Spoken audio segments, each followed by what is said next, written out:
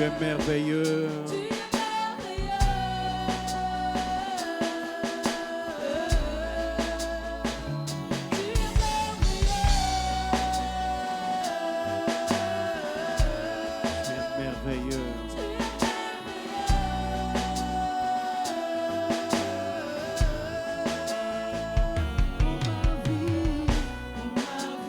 Est-ce qu'on peut chanter ensemble?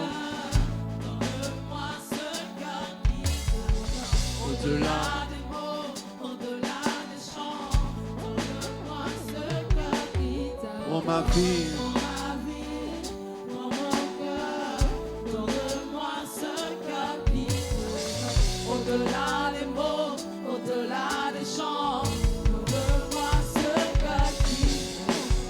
Oh ma vie, oh mon cœur, donne-moi ce cœur qui t'adore. Au-delà des mots.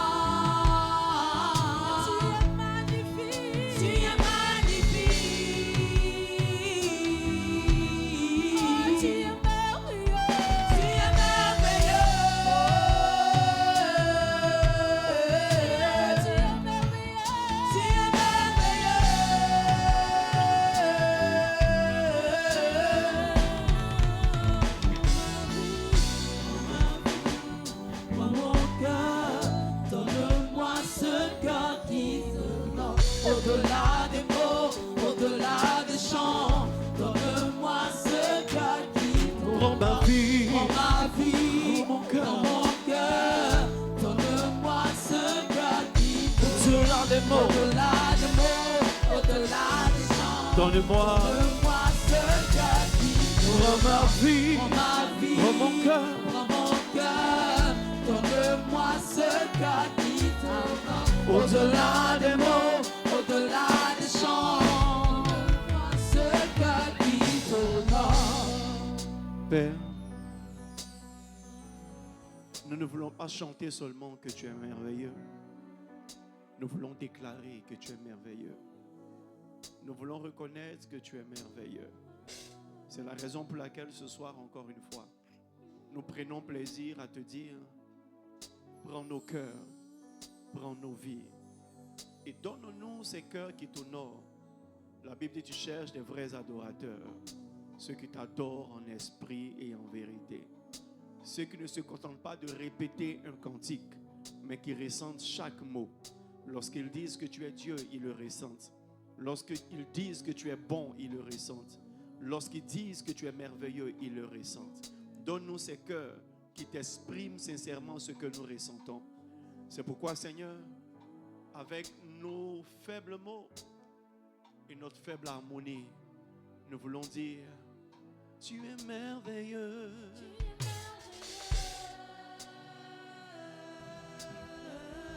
Tu es merveilleux.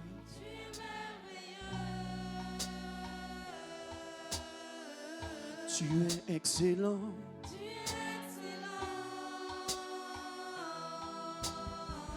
Tu es magnifique.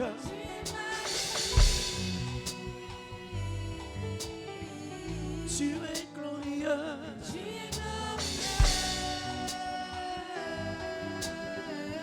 Nul est comme toi.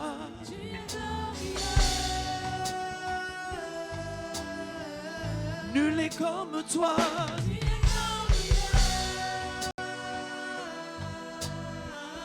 Nul est comme toi.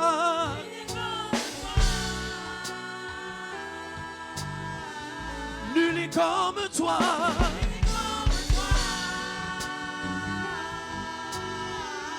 Nul est comme toi, Jésus.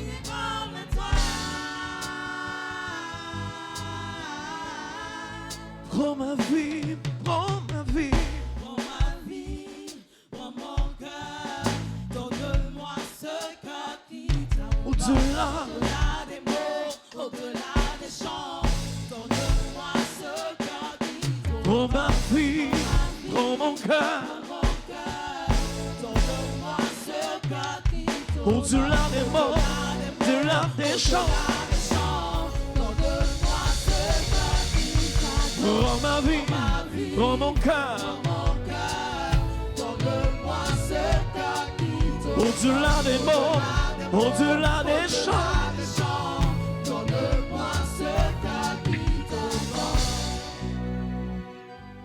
Si tu reconnais qu'il est grand et qu'il est digne de louange, est-ce que tu peux l'acclamer et le célébrer? Pendant que tu l'acclames, apprécie sa grandeur, donne-lui des cris de joie, apprécie sa beauté, donne-lui les meilleures acclamations.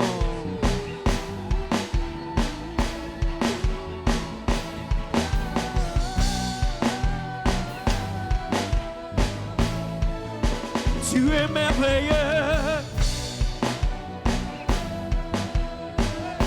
Tu es merveilleux.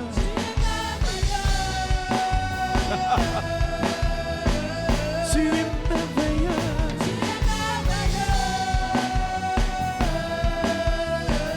Tu es digne de nos louanges. Tu es merveilleux. Tu es merveilleux.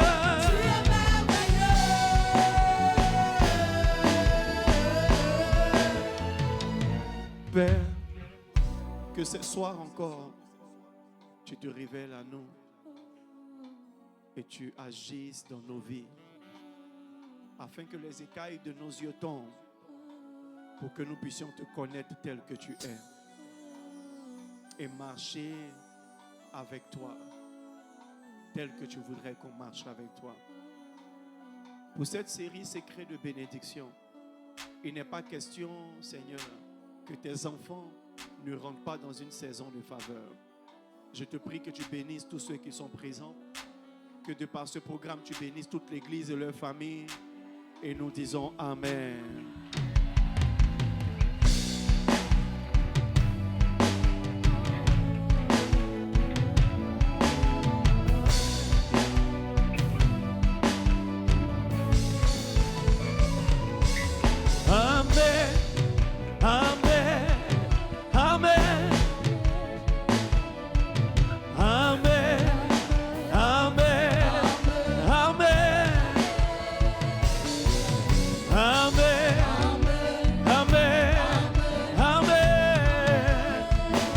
Je suis béni, Amen, Amen. Je suis béni, Amen, Amen.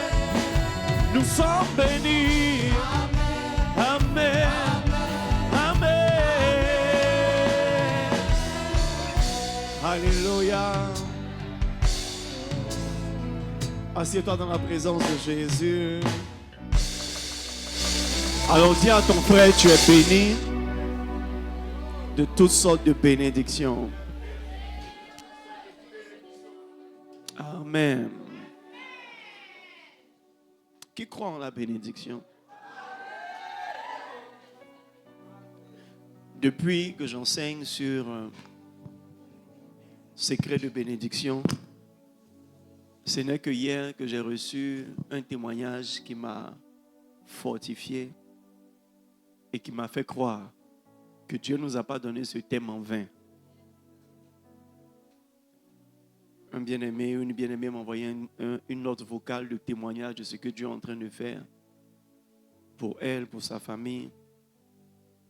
Et je crois que c'est ce que Dieu veut faire pour chacun. Demande à quelqu'un, est-ce que tu as un témoignage de bénédiction?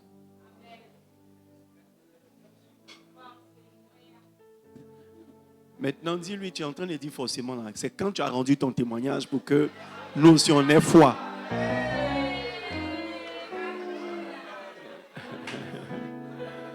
Dis-lui pourquoi tu caches ton témoignage. Les amis, votre témoignage cache la victoire ou portent la victoire de quelqu'un. La Bible dit, ils l'ont vaincu par le sang de l'agneau et par quoi? La parole de leur témoignage. Ça veut dire qu'eux, ils n'ont pas pensé leur témoignage, ils ont parlé leur témoignage. Amen. Lorsque vous rendez témoignage, les hommes de Dieu que nous sommes, ces serviteurs inutiles que nous sommes, croient que Dieu les exauce. Et croient aussi que vraiment c'est Dieu qui les a envoyés. Et les frères aussi qui entendent ça, croient que Dieu continue d'agir et que Dieu peut le faire aussi pour eux. Tous ceux qui ont des témoignages et qui cachent sont coupables. Yes, sont coupables devant Dieu. Imaginez si les gens n'avaient pas rendu témoignage pour qu'on ait cette Bible. Est-ce que tu aurais la foi que tu as aujourd'hui? Amen. C'est parce que quelqu'un a voulu consigner par écrit ce que Dieu a fait pour lui. Quelqu'un a voulu raconter ce que Dieu a fait dans sa vie. Qu'on peut croire et connaître Dieu dans sa manifestation. Amen. Je prie que tu ne caches pas ton témoignage. Vous savez, pour que les fleuves de bénédiction coulent, il faut que la première bénédiction devienne une action de grâce. Donc, quand Dieu prévoit te bénir de toutes sortes de bénédictions, il te bénit d'une seule sorte de bénédiction d'abord. Et quand cette seule sorte de bénédiction arrive, que tu rends témoignage, tu te qualifies pour toutes sortes de bénédictions. Combien sont ceux qui savent qu'il y a des témoignages qu'ils n'ont pas encore rendus? Amen. Combien sont ceux qui n'ont pas de témoignage même du tout? Amen. Ceux même qui n'ont... Dieu n'a jamais rien fait pour élever la main. Il n'y a pas de petit témoignage. Hein. Tant que tu peux voir l'empreinte de Dieu sur quelque chose qui est arrivé sur ta vie, ce n'est pas un petit témoignage.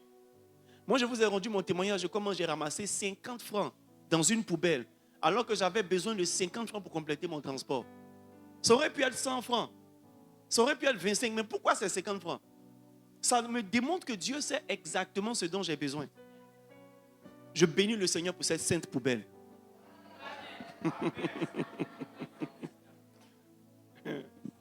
Alléluia. Dans ce temps où Dieu a fait ça, il n'y avait pas encore Facebook, tout ça. Sinon, j'aurais pris photo et publié. C'est-à-dire, le tas d'immondices dans lequel c'était, j'aurais pris la photo. Et la pièce de 50 francs telle qu'elle était positionnée, puis j'allais mettre ça en photo de profil.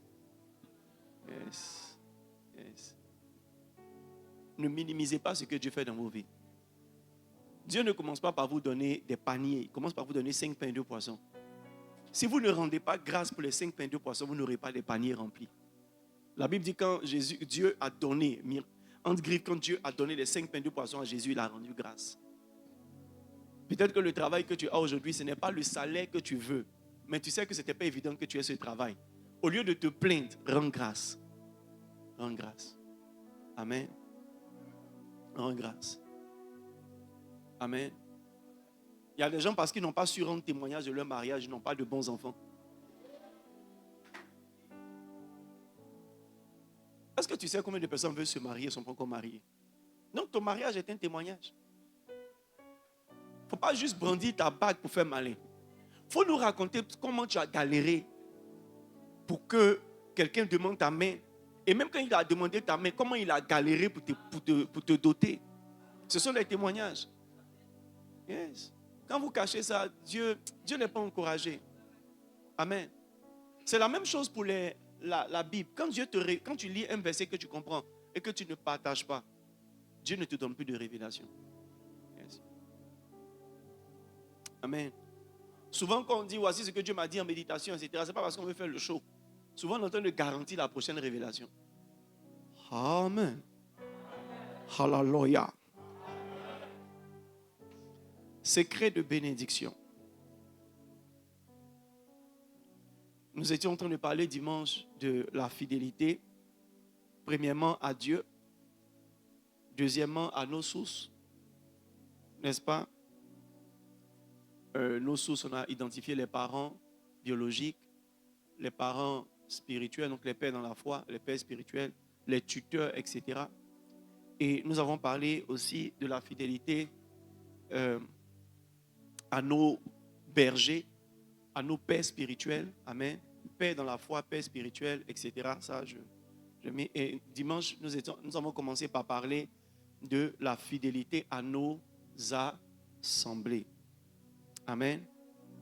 Hébreux 10, verset 25. Lisons ensemble. Hébreux 10, verset 25.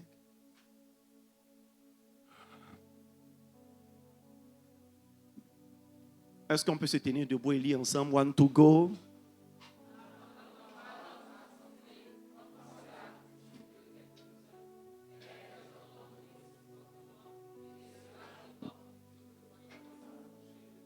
Amen.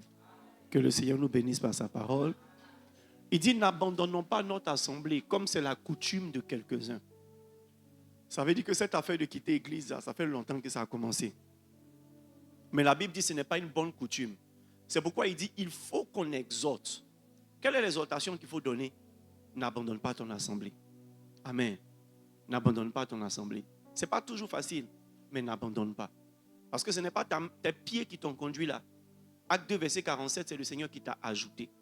Amen. Qui croit que c'est le Seigneur qui l'a ajouté au GGC? Amen. J'estime que si tu es assis ici ce soir, c'est parce que tu es GGC. Amen.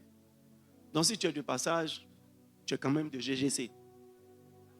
Parce que c'est le Seigneur qui a permis que tu viennes ce soir pour entendre ces choses. Hallelujah. Amen. C'est vrai que ce n'est pas facile.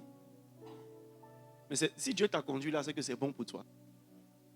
Je disais à quelqu'un hier que lorsque Dieu te donne une instruction et une consigne, quelque chose que tu dois faire maintenant, cette instruction prend en compte les combats qui sont devant. Donc, si par exemple, je dis n'importe quoi, tu as jeûné, Dieu t'a dit jeûne 3 jours aujourd'hui, à partir d'aujourd'hui. Demain, on est en train de jeûner. Qui a jeûné aujourd'hui? Et qui va jeûner demain? Qui va jeûner après-demain? Tu es béni.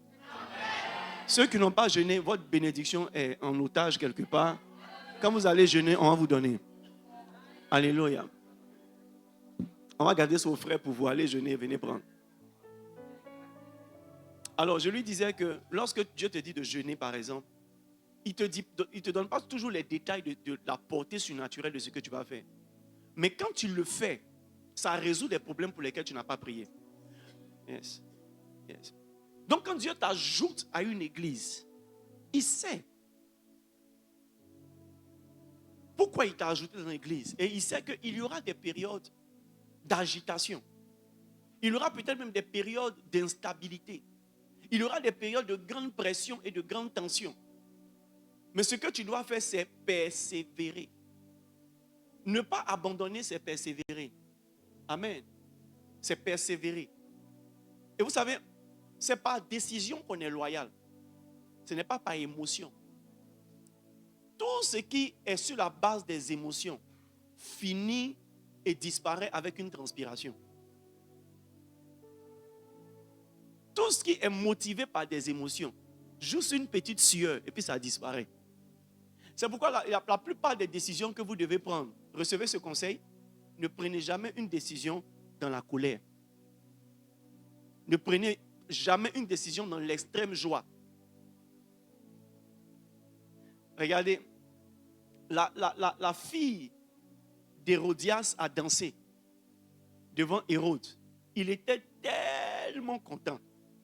Et il dit à la fille, non, tout ce que tu veux, demande-moi. Même la moitié du royaume. Depuis quand tu peux devenir propriétaire d'un royaume à cause de remuer ta hanche?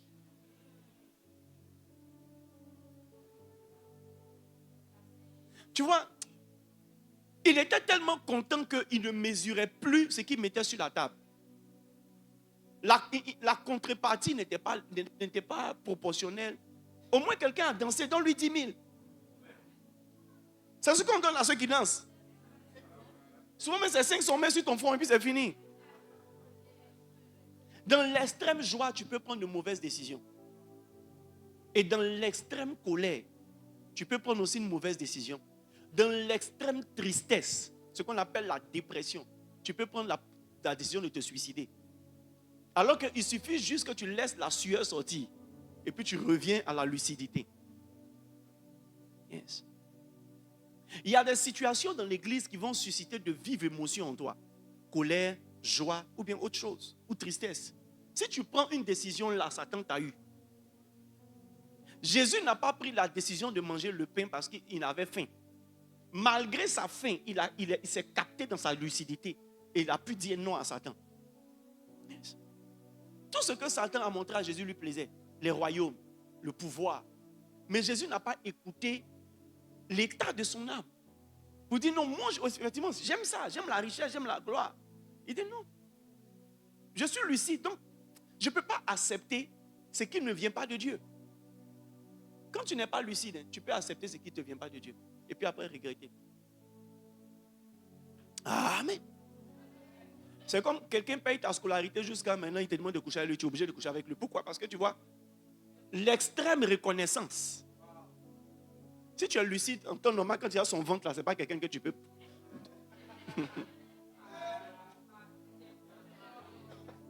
Son ventre, son poids, son âge, il ne fait pas partie de tes calculs. Il a tiré en l'air.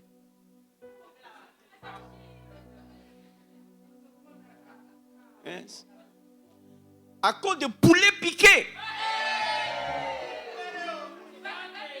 Tu as tellement aimé l'assaisonnement du poulet que tu n'as pas pu dire non à la direction de l'hôtel. Tu vois ta gamme?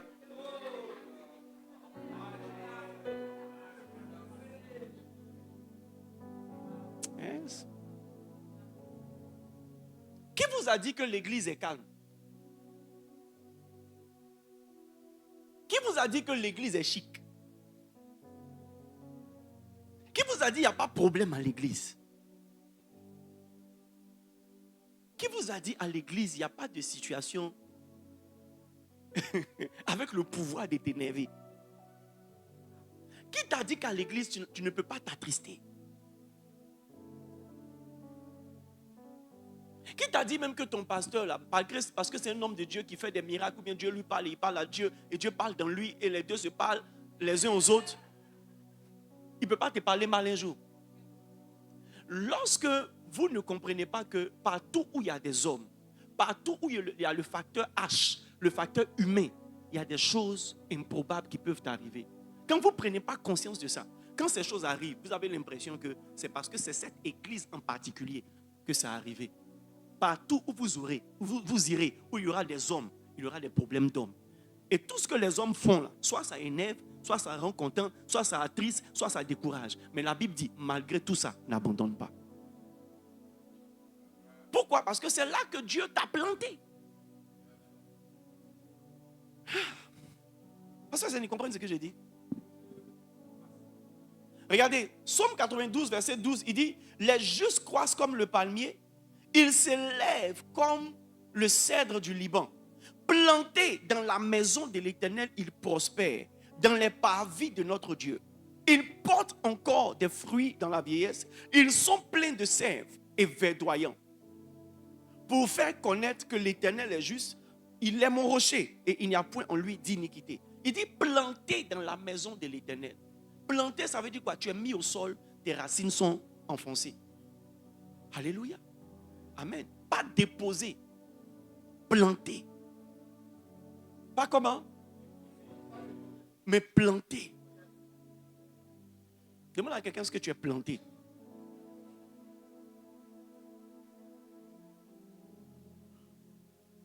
Précédemment, j'ai parlé de 3 manières d'être dans l'église. Il y a ceux qui sont déposés, il y a ceux qui sont plantés, et il y a ceux qui sont plantés mais qui n'ont pas les racines profondes. Yes. Est-ce que vous savez qu'il existe des personnes qui viennent à l'église mais leur cœur n'est plus à l'église? Yes. Ils viennent par habitude, ils viennent parce que tu vois, s'ils ne viennent pas, on demande après eux. Mais il y a longtemps leur cœur a quitté l'église. Et ils ne savent pas qu'ils sont sous attaque.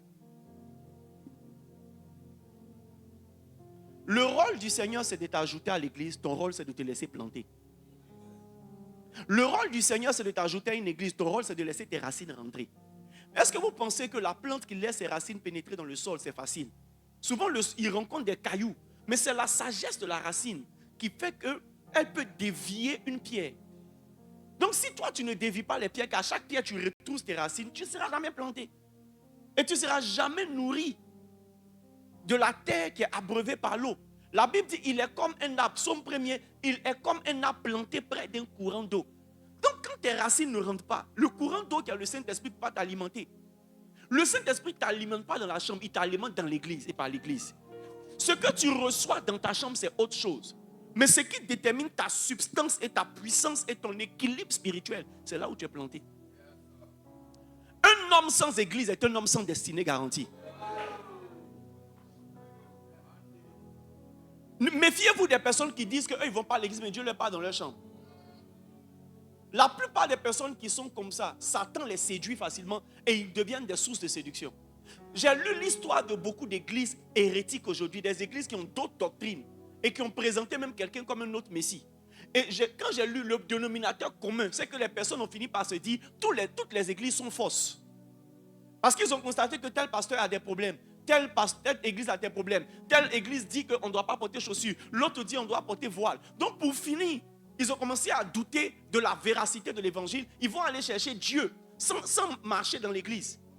Même pour que Dieu te révèle le vrai, là, il te fait côtoyer le faux. Tu ne peux pas être chez toi et puis tu vas te dire que tout le monde est faux. Comment toi, ta vie chrétienne peut commencer par la contradiction des autres?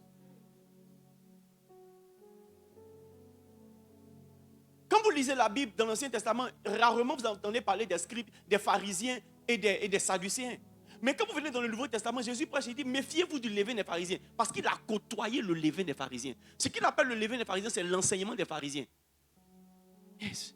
Mais s'il n'avait pas écouté, s'il n'avait pas goûté à ça, il ne pourrait pas voir que c'était mauvais. C'est vrai qu'il est Dieu. Dans sa préscience, il y a des choses qu'il sait. Mais la Bible dit, mes oreilles avaient entendu parler, maintenant mes yeux ont vu. Tout ce que tu as entendu n'est pas vrai tant que tu n'as pas expérimenté. C'est la réalité. Il y a des gens qui n'ont jamais mis pied à l'église, mais qui savent toutes les églises qui ne sont pas de Dieu. Ne les écoutez pas. Quand la tentation de quitter une église arrive, le diable est en train d'abréger ta destinée. Psaume 91, celui qui demeure sous l'abri du Très-Haut repose à l'ombre du Tout-Puissant. L'abri, c'est une maison. L'abri du Très-Haut, c'est la maison de Dieu. L'abri du Très-Haut, c'est l'église. C'est dans son abri que tu peux voir l'ombre du Tout-Puissant se promener. Ésaïe, le chapitre 6, il dit, il était dans le temple, l'année de la mort du roi Osias, il était dans le temple. Et il a vu le pan de la robe de Dieu remplir tout le temple. Mais quand le pan de la robe vient, il y a des zones d'ombre qu'il crée. Si je ne suis pas ici, comment tu peux voir mon ombre? Donc on ne parle pas de mon ombre, on parle de moi, mais mon ombre m'accompagne. La Bible dit, tu vas demeurer si tu demeures sous l'abri du Très-Haut, tu vas te reposer à l'ombre. Dieu ne peut pas te couvrir de son ombre lorsque toi-même tu méprises l'abri du Très-Haut.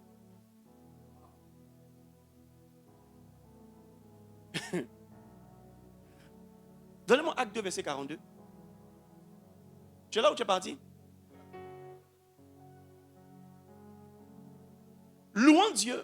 42, s'il te plaît. 42. Acte 2, 42. Seigneur, fais qu'ils me comprennent, s'il te plaît. Que ce démon qui attaque mes messages soit vaincu au nom de Jésus.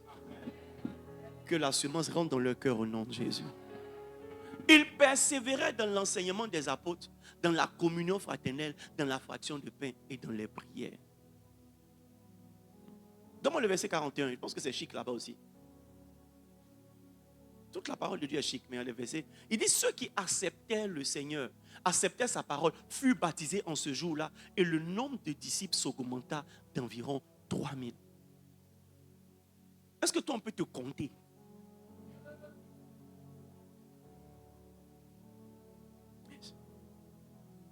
On t'ajoute à quel effectif? Est-ce que tu as la 209e âme sauvée au GGC? Tu ne peux pas juste être une âme sauvée au quartier. La Bible dit le nombre de disciples s'augmenta. C'est le nombre de disciples qui s'augmente. Le nombre de fidèles d'une église qui s'augmente.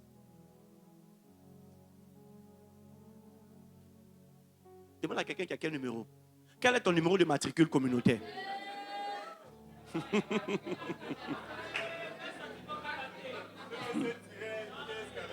05 1545. Bon, après tu vas m'expliquer ça signifie quoi.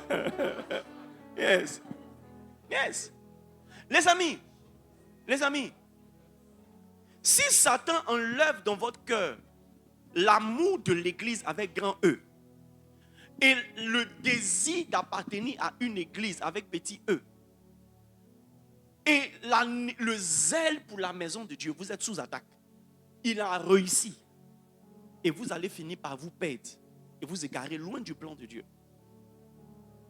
La plupart de ceux qui s'éloignent des communautés, si c'est Dieu qui t'a dit de quitter, automatiquement il te fait aller ailleurs. Maintenant, il te montre, la Bible dit, Abraham, Genèse 12, verset 4, Abraham partit comme Dieu lui avait dit. Si Dieu te dit de quitter une église, il y a une manière de partir. Il y a un temps pour partir, il y a une manière de partir. Et quand tu vas, la porte ne se ferme pas derrière toi. Parce que Dieu n'est pas le Dieu de la division, il est le Dieu de la séparation. Il peut permettre qu'on se sépare, mais pour étendre l'impact de l'église. Mais lorsque tu es parti selon tes caprices, lorsque tu es parti selon ta sensibilité émotionnelle ou ta fragilité émotionnelle, lorsque tu es parti selon ton immaturité, quand tu vas d'abord, tu as une période de désert où l'église, être dans une communauté ne t'attire plus. Mais tu vois, la séduction derrière, c'est quoi? C'est que tu pries à la maison. C'est que tu lis toujours la Bible et tu as le sentiment que Dieu est avec toi. Souvent, la plupart de ces personnes ont un semblant de progrès. Et ce progrès ne durera pas si la voix du Saint-Esprit qui les ramène à la maison ne réussit pas à les ramener. Maintenant, le but n'est pas de les ramener à l'église qu'ils ont quittée. Le but de les ramener dans l'église avec grand E.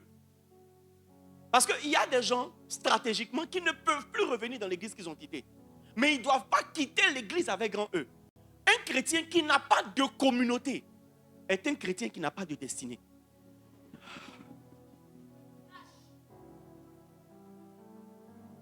On a vu Galates 2 hier. Paul a commencé son ministère sans communauté. Mais quand il s'agissait de garantir qu'il ne va pas courir en vain, Dieu lui a dit, va faire allégeance à Pierre, va faire allégeance à Jean, va faire allégeance à Jacques. Et la Bible dit Galates 2, 14 ans plus tard, par une révélation. C'est quand Dieu t'aime qu'il te révèle qu'il faut retourner à la maison. C'est quand Dieu t'aime qu'il te révèle l'église à laquelle tu dois partir. Quand Dieu te donne une église, il te donne implicitement un pasteur. Quand Dieu te donne un pasteur, il te donne une église. Ne tombez pas dans la séduction de ceux qui prient avec vous, qui n'ont pas d'église où ils vont vous conduire. Moi, je ne prie plus avec les personnes qui veulent prier avec moi, mais ne suivent pas dans mon église. Ça fait 10 ans, je ne suis plus ce genre de prophète. Parce que l'endroit où je peux te nourrir, l'endroit où je peux t'opérer, c'est dans ma clinique. Il y a des choses que je peux traiter chez toi. Les petits Djequadjo, je peux traiter chez toi. Même au téléphone, je peux te prescrire paracétamol. Mais quand il s'agit des chirurgies, il faut que tu viennes à ma clinique où il y a les appareils que je maîtrise moi-même. N'oubliez pas qu'au nombre de ceux qu'on appelle les pasteurs, les bergers, il y a ceux qu'on appelle les mercenaires. Eux, ils n'ont pas soin de toi. Ils ont juste besoin de ce que tu as. Ils peuvent venir prier chez toi en semaine et ils s'en foutent de comment tu vis. Si tu as rencontré un homme de Dieu qui est un bon serviteur de Dieu, même s'il sait que tu ne viendras pas prier avec lui, il va te dire trouve une église. Il y a plusieurs de mes fils comme ça qui, par la force des affectations ou par la force de la pression familiale, se sont retrouvés hors de l'église, hors de mon ministère, hors de ma couverture. Je lui ai dit, le plus important n'est pas que tu sois de mon église. Trouve une église et sers Dieu là-bas. Encore, je parlais avec un jeune homme aujourd'hui. Yes. Il lui a dit, fiston, c'est vrai que tes cours font que tu n'as pas trop le temps. Mais ne perds pas ta conscience chrétienne. Va à l'église les dimanches. Trouve une petite chose à faire. Et fais ça. Ça va garantir la grâce de Dieu sur toi. Dieu ne te conduit pas à l'église pour te faire du mal. Il te conduit pour te préparer pour ta destinée. Il te conduit pour te faire croître. Il te conduit pour te nourrir. Il te conduit pour te transformer. La Bible dit en Éphésiens le chapitre 4, la Bible dit pour le perfectionnement des saints. Il te conduit à l'église pour te parfaire. En vue de l'œuvre du ministère, en vue de ce que Dieu t'appelle à faire, en vue de ce que Dieu fait au travers de ta vie. Il est obligé de te mettre sous l'autorité des apôtres, des prophètes, des pasteurs, des docteurs, des évangélistes, pour qu'ils te forment, pour qu'ils te conduisent à la perfection.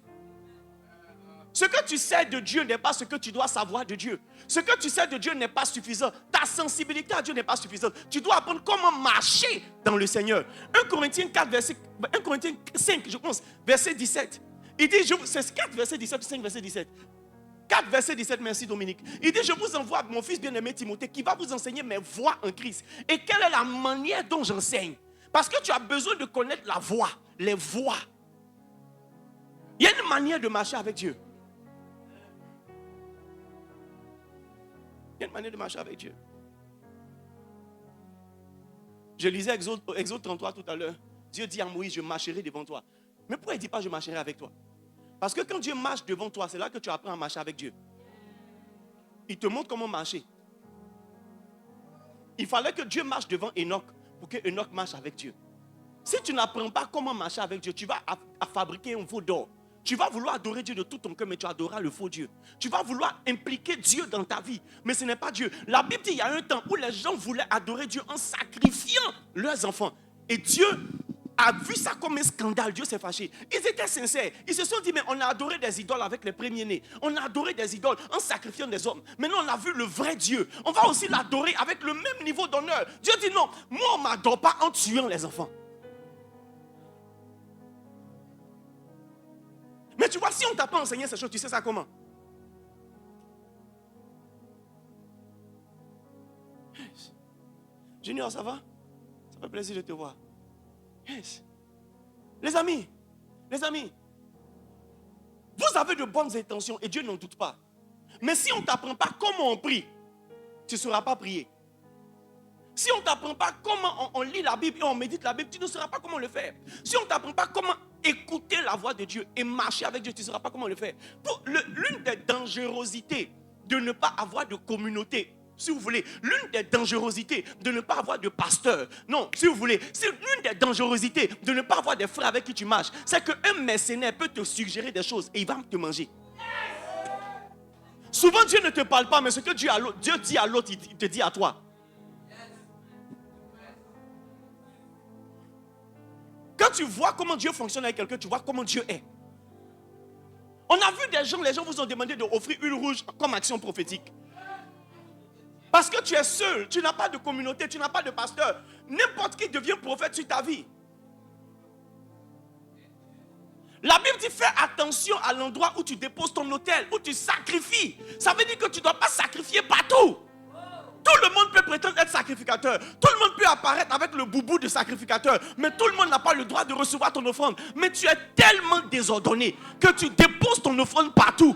Tu es sincère avec Dieu, mais tes manières n'attirent pas la faveur de Dieu. Je sors de chez moi, j'ai envie d'aller à Boaké, mais je prends la direction d'Assini. Je ne vais jamais arriver à Boaké. Je suis sincère dans ma volonté d'aller à Boaké. J'ai mis le carburant. Mais si personne ne me montre le chemin de Boaké, je vais aller à Assini.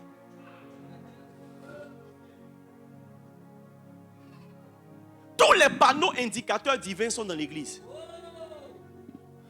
Lorsqu'ils ont tracé la nouvelle voie de Boaké, à partir de Yamsokro, c'est difficile si on ne t'a pas dit ou tu n'as pas vu un affichage de savoir que c'est là qu'on tourne pour aller à Boaké. Si tu as dépassé, tu t'en vas où ça? À Katiola ou bien où ça? Tu dépasses, tu t'en vas à Korogo quelque part. À Dabakala, tu prends la route. Ça veut dire que c'est un petit virage comme ça. Quand tu l'as manqué là, c'est fini. Tu as sorti d'une autre ville. Dernièrement, quand je partais à Boaké, j'ai vu qu'ils ont mis maintenant un panneau indicateur en jaune pour dire Boaké. S'il n'y a pas de panneau indicateur devant ta vie, malgré ta bonne foi, tu vas faire des erreurs. La plupart de ceux qui n'ont pas d'église sont les gens qui manquent d'humilité. Laissez-moi reformuler. La plupart de ceux qui abandonnent les communautés ils manquent d'humilité. Malgré leur chorobi, ils ne sont pas humbles. Il faut une grande humilité et une grande spiritualité pour rester fidèle à une assemblée. Regardez, Élie pousse Élisée. Il dit, je m'en vais. Reste ici. Il dit, écoutez, je sais, celui qui t'a dit de venir me choisir, il m'a déjà parlé. Hein. Il dit, le Seigneur est vivant, ton âme est vivante, je ne te quitterai point. Ce n'est pas une question de ce que je ressens pour toi. C'est une question de ce que Dieu m'a dit. Souvent, l'attitude de ton pasteur et l'attitude des frères te dit, quitte ici. Vous savez, chaque plante a sa terre. Église n'est pas église. Pourtant, toutes les églises peuvent être de Dieu. Je vous en supplie, n'abandonnez pas votre assemblée.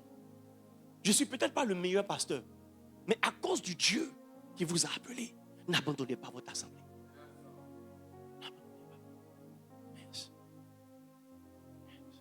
Et de la même manière, Dieu éprouve votre fidélité à lui. Dieu aussi éprouve votre fidélité dans l'église. Dieu éprouve votre loyauté. Dieu éprouve votre fidélité.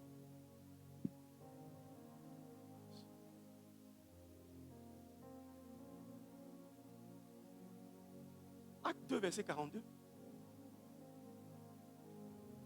Lorsque Dieu veut éprouver ta fidélité, il n'éprouve pas juste ton assiduité. C'est vrai que la Bible dit, ils étaient chaque jour ensemble, n'est-ce pas? Ils étaient chaque jour ensemble. La multitude de ceux qui avaient cru étaient chaque jour ensemble. Ça, on va lire ça dans Acte 4 tout à l'heure, mais je vais lire Acte 2, verset 42. Dieu éprouve aussi ta persévérance dans l'enseignement des apôtres. Yes. Yes. Persévérer dans l'enseignement, ce n'est pas seulement écouter ce qu'ils prêchent, c'est pratiquer ce qu'ils prêchent. Ceux qui ne font qu'écouter ne persévèrent pas dedans. Parce que la chose la plus difficile, ce n'est pas d'écouter. La chose la plus difficile, c'est de pratiquer. C'est donc toute la connaissance que tu as aujourd'hui.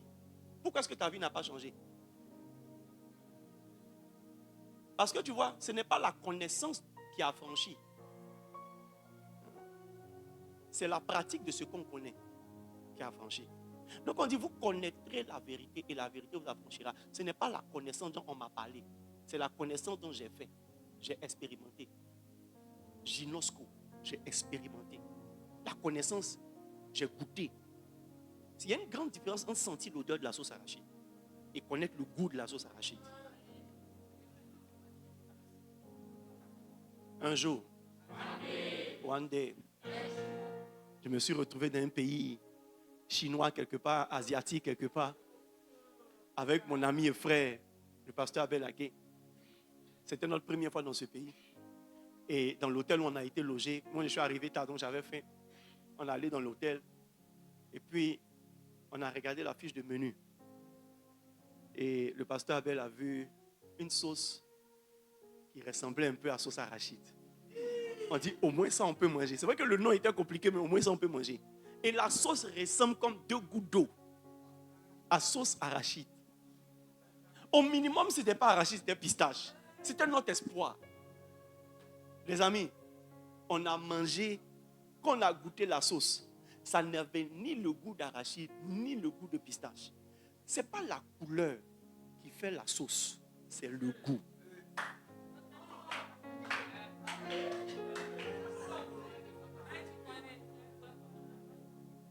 Ce n'est pas connaître qui fait la bénédiction, c'est pratiquer. Si tu vois un chrétien dans l'église qui peut te réciter la Bible de la Genèse à l'Apocalypse et sa vie ne respire aucune gloire, ce n'est pas un pratiquant de la parole de Dieu. Jacques dit, ne vous bornez pas à l'écouter, mais mettez-la en pratique. Il y a des gens qui peuvent réciter les messages que je prêche, mais qui n'ont aucun témoignage personnel après avoir fait exactement l'instruction que mon message a donnée. C'est la raison pour laquelle vous n'avez pas de témoignage. C'est la raison pour laquelle vous ne sentez aucune bénédiction. Vous ne persévérez pas dans l'enseignement.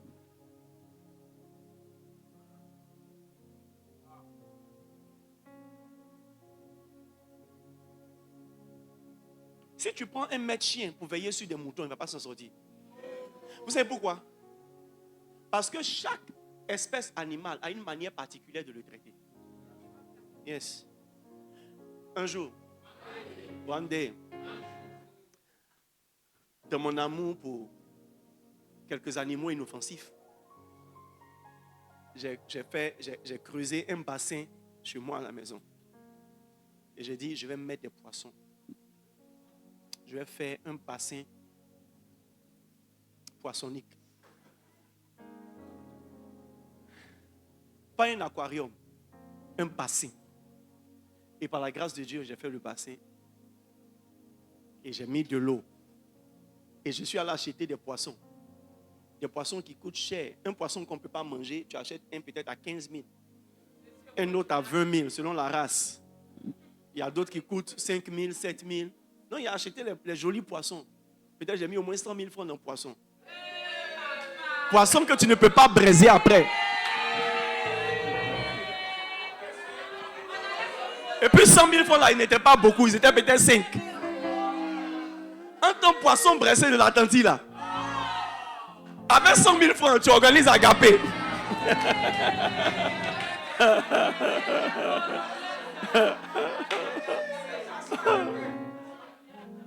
Les amis, j'ai mis mes poissons. J'ai acheté leur nourriture.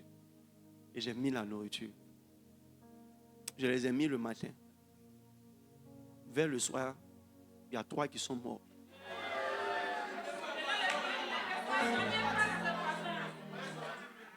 Le lendemain matin, les 2 autres sont morts. Et je voulais aller me plaindre à ceux qui m'ont vendu les poissons. Ils disent, vos poissons c'était pas de bonne santé. Et quand je suis allé demander, quand tu es sage, tu sais comment faire palabre sans faire palabre. Il dit, ah mais tous les poissons sont morts, je ne comprends pas, je les ai achetés cher. Il dit, ah, comment est-ce que tu as fait? Il dit, est-ce que tu as acheté tel produit? Je pense que c'était du chlore ou quoi. Il dit, est-ce que tu as acheté tel produit? Il dit non, il les a mis dans l'eau. Et c'est eux qui vont me dire, que l'eau de la soda ici est toxique pour les poissons. Et qu'il y a un produit qu'on met pour diminuer le taux de chlore ou quoi pour les poissons. Que même si je ne veux pas acheter ce produit, je ne dois pas les mettre immédiatement dans l'eau. Je dois puiser l'eau, laisser l'eau dormir et puis les mettre le lendemain. Chaque animal a une manière de le traiter.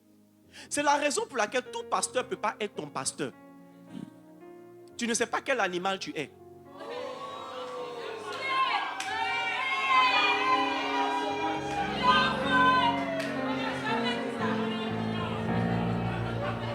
Au moins tu sais que tu es une sorte d'animal. Yes. Yes. Vous allez aller dans une... Il y a des gens, vous savez, pendant que d'autres sont heureux au GGC, il y a des gens qui s'ennuient sérieusement au GGC. C'est pas parce qu'ils sont de mauvais chrétiens ou parce que l'église n'est pas de Dieu. C'est juste parce que tu vois, c'est pas Dieu qui les a envoyés. Je ne parle pas de ceux qui sont toujours offensés. Parce que Dieu peut t'envoyer, mais ton immaturité fait que quand on éternue, tu es offensé. On rit, tu es offensé. Pourtant, c'est toi qui nous as dit, Dieu t'a dit dans un songe, cette église est mon église et ce pasteur est mon pasteur.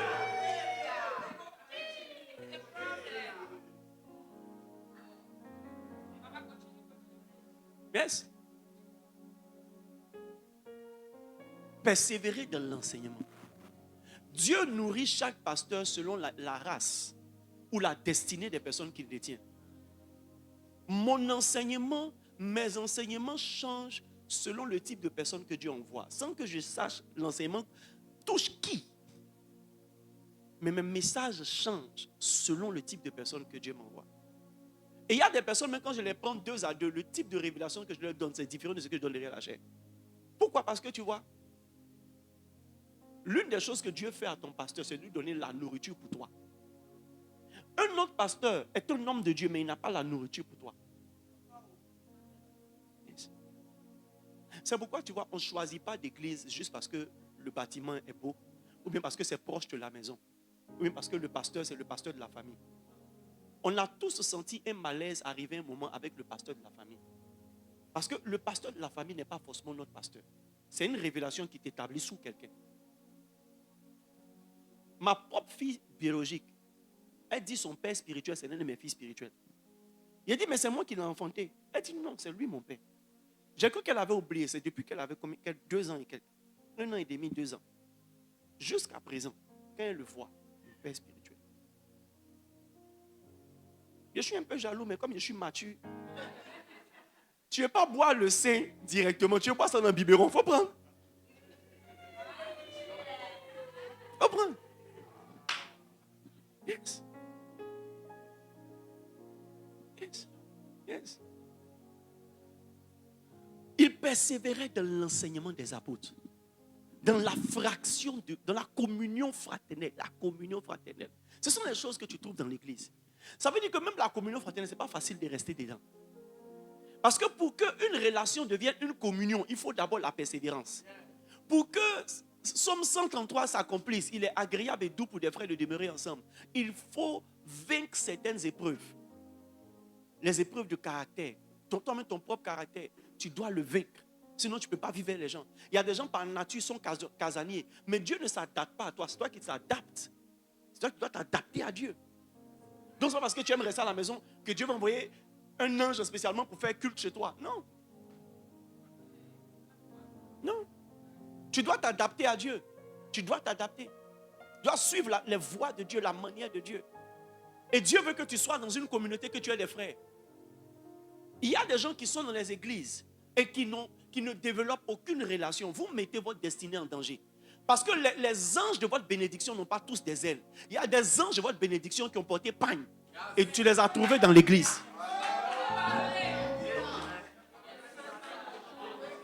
Mais tu es venu dans l'église et tu as l'impression que toi, tu es l'enfant préféré de Dieu. Donc, quand tu as ta place à toi et tu t'assois toujours au fond à droite, ou au fond à gauche, ou au milieu à gauche, ou au milieu à droite.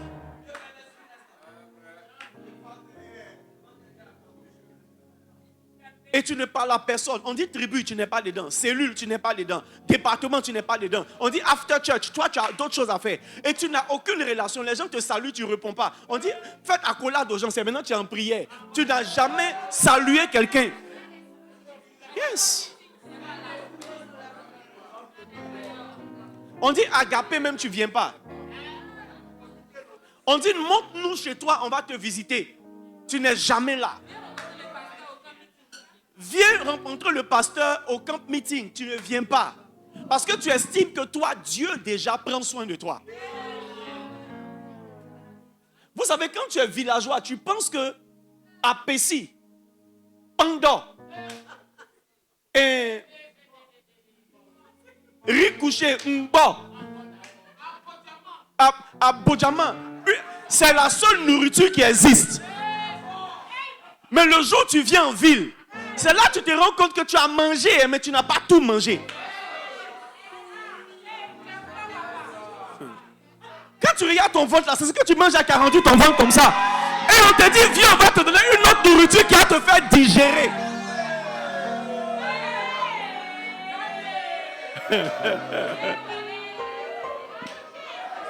Yes. Est-ce que je parle à quelqu'un? Être solitaire dans les églises, c'est un piège. Un piège. Les personnes qui sont dans l'église et qui ont du mal, la Bible dit, nous n'avons pas reçu un esprit de timidité. Ça veut dire quoi? Ta timidité montre que tu es possédé. Faut pas prendre l'argument de la timidité. Je suis dans l'église, moi je suis timide, je ne vais pas parler aux gens, tu es possédé. Faut passer chez pasteur Landry, on va chasser 4 démons.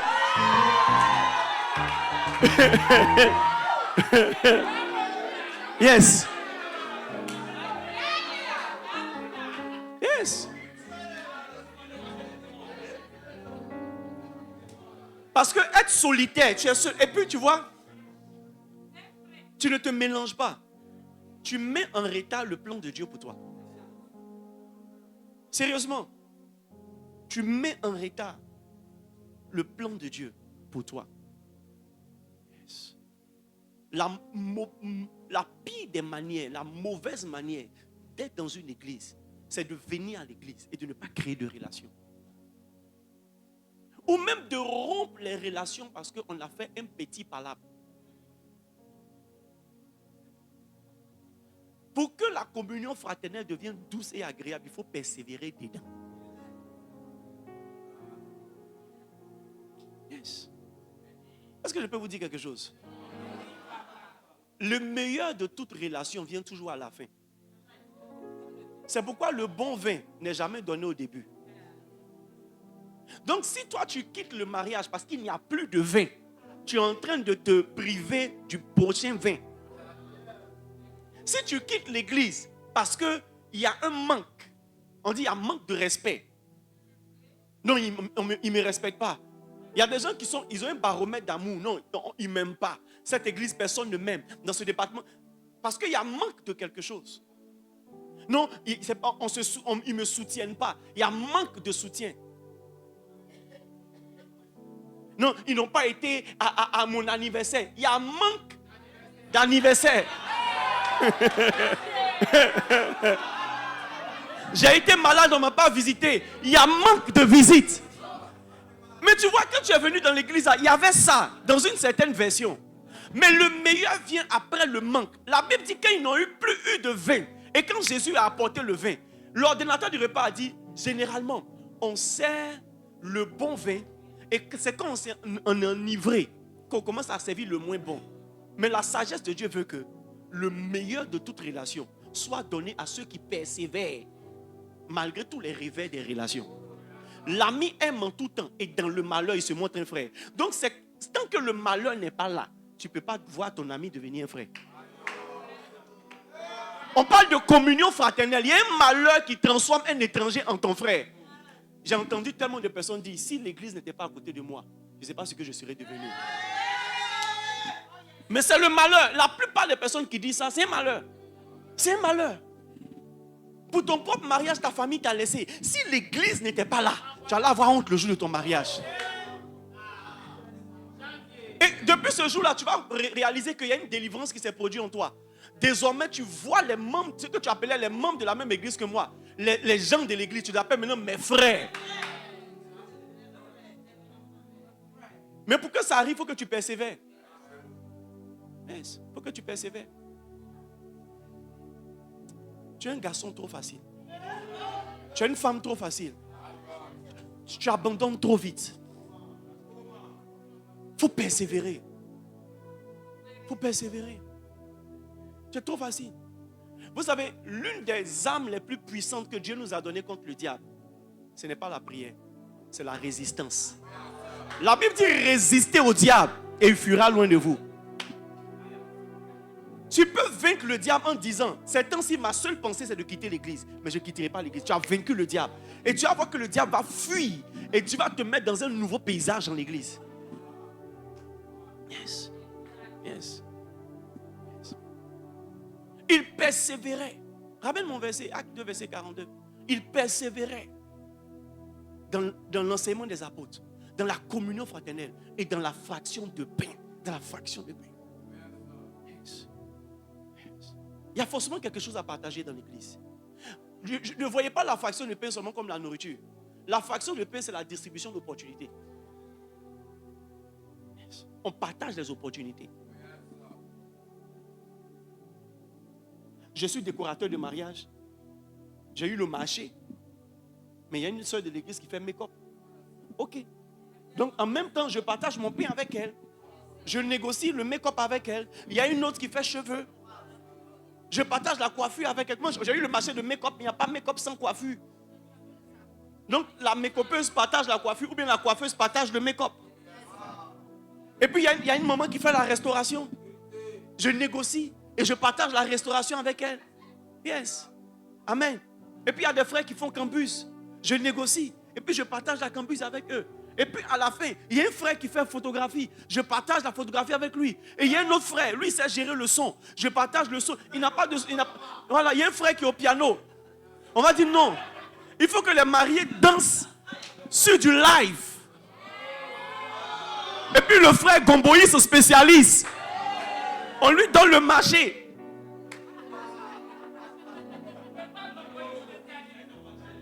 Yes.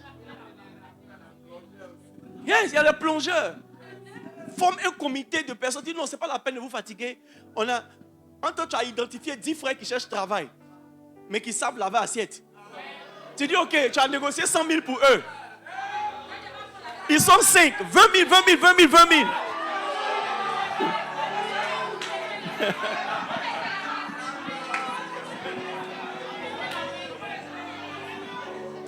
La fraction d'opportunité.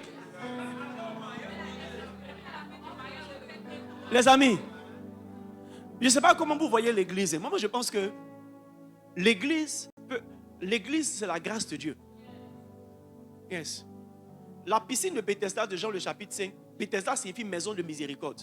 Et la piscine de Bethesda était au milieu de 5 portiques. Les 5 portiques représentent la grâce. Et tout ça là, c'est l'église. Et la piscine, et la maison de miséricorde, et les 5 portiques, c'est l'église. Est-ce que tu sais ce que ça coûte d'avoir marché? Il y a des gens qui mettent des millions pour faire publicité, mais qui n'ont pas un marché qui épuise les frais de leur publicité.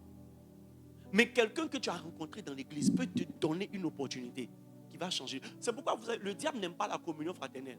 Parce que quand il n'y a pas de communion fraternelle, il y a toujours l'indigence dans l'église. C'est parce que tous ceux qui étaient dans l'église apportaient, ils mettaient tout ensemble, que la Bible dit qu'il n'y avait plus d'indigents dans l'église.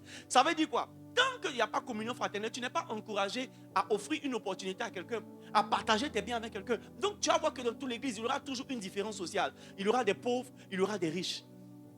Il y aura des gens qui sont excessivement riches, moyennement riches. Il y a des gens qui vont rester comme ça. Parce que vous voyez, Dieu a mis leur salut et leur prospérité dans la communion fraternelle. Et souvent le complexe fait qu'au lieu de te mélanger aux autres, tu es dans ton coin. Mais si tu ne te mélanges pas, comment l'odeur de la prospérité va tomber sur toi? Si tu ne te fais pas connaître, comment quelqu'un va avoir le courage de te recommander? Parce qu'on ne recommande pas quelqu'un de qui on a compassion. On recommande quelqu'un qu'on connaît.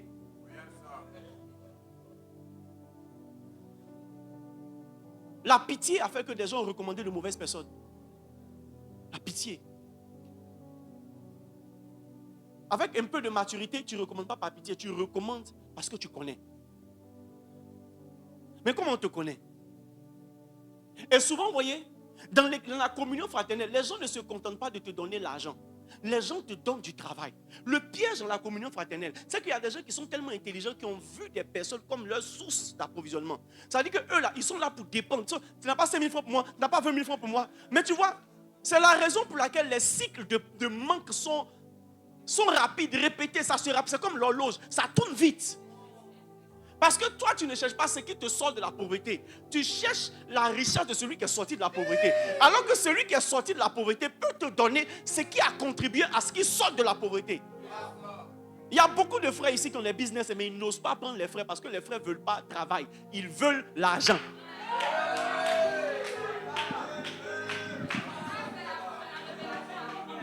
Il y a beaucoup de personnes ici qui ont des business, qui veulent prendre des sœurs de l'église. Mais les sœurs ne veulent pas du travail, pas du tout. Ils veulent quelqu'un à qui ils vont demander toujours, ils vont demander 10 000 et il va donner. Et le jour où il ne donne pas, il devient Satan. Ce n'est pas ça la richesse de la communion fraternelle. La richesse de la communion fraternelle, c'est de connecter les gens à une source de revenus. Tu n'as pas de diplôme et puis tu es frustré. Est-ce que tu sais que c'est parce que tu n'as pas de diplôme que Dieu t'a mis dans cette église? Parce qu'il y a quelqu'un qui n'aura pas besoin de ton diplôme parce que tu appartiens à la même église que lui. C'est déjà un diplôme pour lui, pour te donner le travail. Et les gens veulent toujours souffrir. Quand le diable veut vous blaguer, il vous dit non, il ne faut plus venir à l'église, il faut aller te concentrer sur ta vie.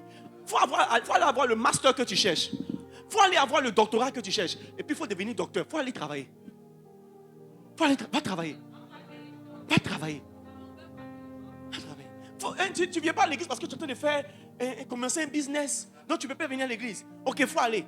Quand tu as fait là, où tu vas avoir tes clients, tu vas nous dire. Parce que ceux du dehors là, ils ne te connaissent pas. Yes. L'une des richesses de la communion fraternelle, c'est quand tu as de bonnes relations, au minimum. Les bons frères de l'église, je dis bien les bons frères de l'église, ou les bonnes sœurs de l'église deviennent ta base clientèle. Parce qu'il y a des gens qui abusent toujours. Eux, ils veulent manger sans payer. Ils veulent prendre sans payer. Ils veulent se parfumer sans payer.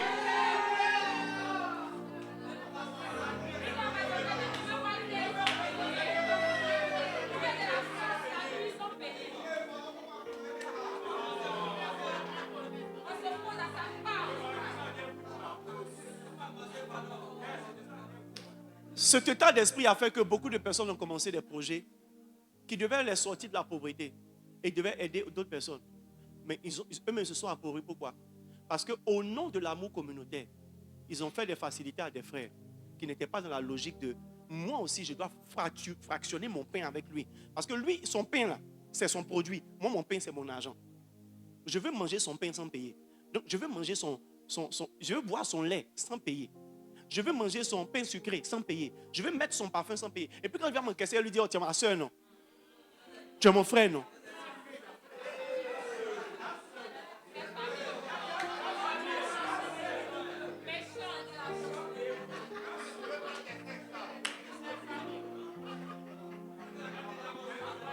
Vous savez, j'avais un client et c'était vraiment quelqu'un de puissant et il est toujours puissant. Et moi et mon associé dans le temps, on s'était dit, ah, d'abord il est puissant, on va user de politique. On va lui dire, on fait ça cadeau. C'est comme si c'est notre garantie que demain, il va nous donner encore des marchés. Donc ce premier projet là, c'est cadeau.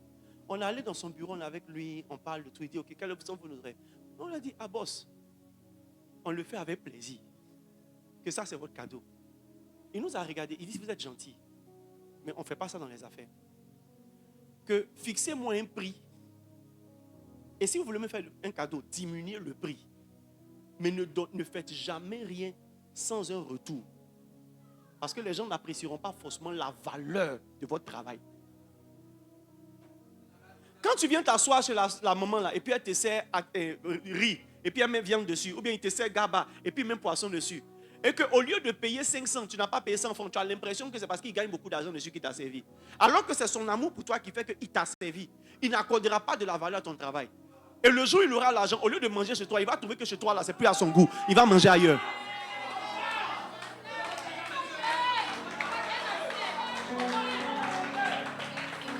Yes.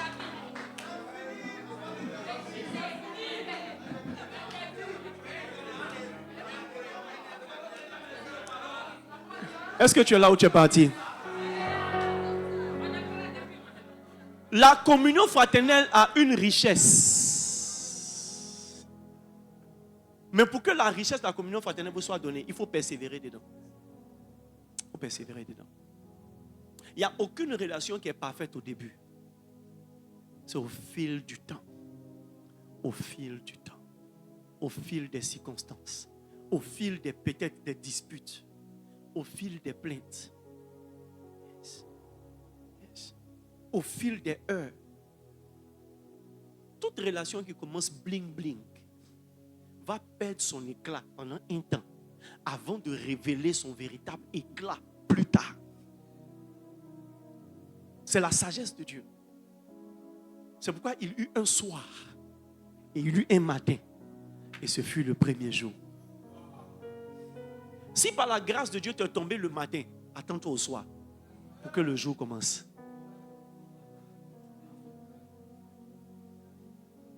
Mais tu vois, tu dois persévérer dedans. Les gens quittent les églises, pourquoi? Parce qu'ils ne réussissent pas à persévérer dans la communion fraternelle. Souvent, tu ne quittes pas l'église à cause du pasteur. Tu quittes l'église à cause d'un frère. Tu n'as pas persévéré dans la communion fraternelle. Yes. Il a pris ton argent. Il t'a manqué de respect. Ou les frères de ta tribu ne t'ont pas sérieusement soutenu. Yes. Yes. Et puis, je dis, pasteur est bien. Mais ses fidèles sont bizarres. Sinon, papa, il est bien. Vous savez, moi, au fur et à mesure, avec l'expérience, je ne prends pas au sérieux les gens qui veulent rester en relation avec moi et qui ont coupé tout rapport avec l'église. Moi-même, je coupe intentionnellement tout rapport avec eux. Et je rentre dans l'air une bourse, je les appelle, tu vois, tu ne réagis plus à rien dans l'église. Mais tu es toujours en train de m'écrire bonjour, bonsoir. Ça là. Et puis après, maintenant, je ne réagis plus. Mais les gens comprennent pas pourquoi je ne réagis plus. Tu m'écris, je ne réponds pas. Parce que tu n'es plus avec les frères. Et quand on lit tes statuts, c'est les statuts même qui dénigrent l'église. Si tu es intelligent, tu vas voir que ce que la personne a écrit là, c'est contre l'église. Si tu es intelligent, il y a longtemps on n'est plus naïf. Il y a longtemps on n'est plus naïf. Il y a longtemps on a su que pour être un bon pasteur, il faut être psychologue. La Bible dit que Jésus ne se fiait pas aux hommes parce qu'il savait ce qui était dans l'homme. Dis à quelqu'un, il sait ce qui est dans toi.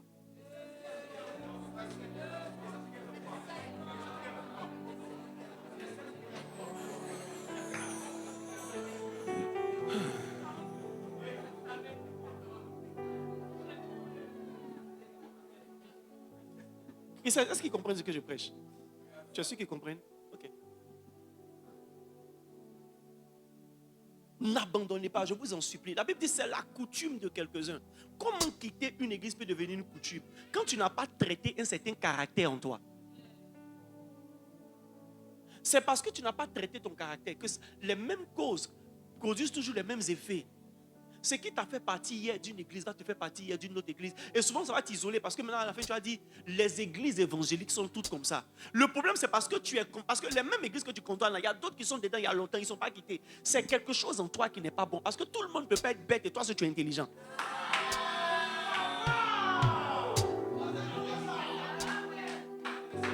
Tout le monde ne peut pas être envoûté et toi seul tu es dévoûté. Non, non.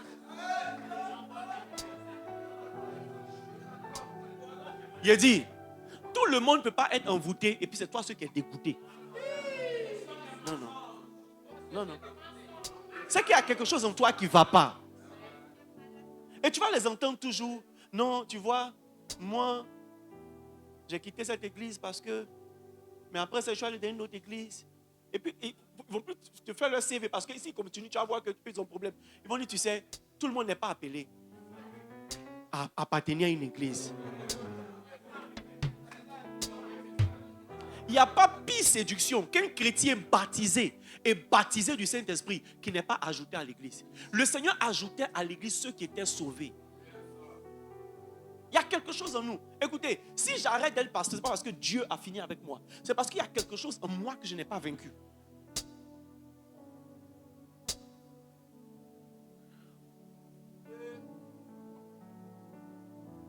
Business. Élie a fini son ministère. Pas parce que c'était la fin de son ministère. Élie aurait pu continuer son ministère. Yes. Tu sais pourquoi son ministère s'est arrêté? Ce n'est pas parce que c'était le temps qu'il arrête. C'est parce que Élie n'avait pas guéri de la dépression. Regarde, son ministère commence avec son seul nom. Élie le Tishbite, l'un des habitants de Galate. Et toute l'histoire de Élie, on le voit seul. Et puis quand il dit maintenant à Dieu, après avoir menacé Jézabel, il dit, je suis resté seul. Mais où est Géasi? Mais où est Élisée? Pourquoi tu dis que tu es resté seul? Dieu maintenant vient lui rappeler que mon gars, tu n'es pas seul. Je me suis réservé 7000 hommes. Il y en a dans une grotte. Donc pendant que tu penses que tu es seul, il y a des gens. Mais tu vois, quand tu es habitué, tu es blessé par la solitude ou le rejet, tu ne peux plus supporter. Arrivé un moment, tu craques. Et ça t'arrête. Parce qu'il y a des choses, il y a un pouvoir dans l'homme auquel Dieu ne peut pas résister, le libre arbitre. Et ce n'aura pas été la faute de Dieu. Élie a abandonné le ministère. C'est la raison pour laquelle il est obligé de revenir pour continuer. Et pour mourir normalement. Quand il est revenu en Jean-Baptiste, ils ont coupé sa tête. Normalement. Et il est mort. Yes. Les amis, je vous dis quelque chose. Priez, ayez compassion des gens qui disent ils ne vont plus à l'église. Qui retournent à leur vie de DJ. Ayez compassion. Ayez compassion de ceux qui disent ils ont été à l'église, ils n'ont rien vu. Et ils sont retournés adorer les dieux de leur père. Ayez compassion d'eux. Il y a quelque chose en eux qui n'est pas guéri. Parce que les mêmes dieux de leur père, là, ils les ont laissés pour venir à l'église. Parce que ce que voulaient là, le Dieu de leur père ne l'a pas donné. Et ils ont voulu croire qu'à l'église c'est facile. Au lieu de guérir, au lieu de laisser Dieu les transformer par le renouvellement de l'intelligence, ils ont continué dans une nouvelle vie avec l'ancienne intelligence. Et ils sont retombés dans la même chose et ils ont quitté.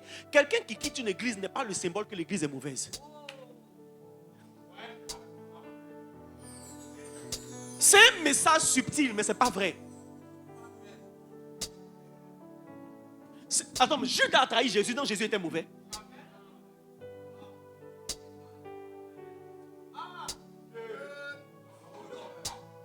Et voici la logique des gens. Si telle personne qui était proche du pasteur est quittée, c'est qu'il y a quelque chose de faux, c'est faux. C'est qu'il y a quelque chose en elle qui n'est pas guéri.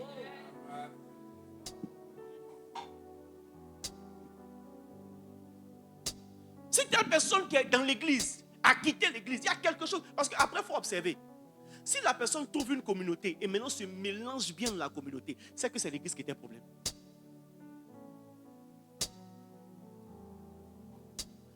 Il y a des personnes qui ont du mal à rester dans les églises parce qu'ils ont une haute opinion d'eux-mêmes. Ils sont tellement habitués à être grands que quand on les met dans un circuit où ils deviennent petits, ça les rejette en même temps. Le problème, c'est que la Bible dit que celui qui veut être le plus grand doit être le serviteur de tous.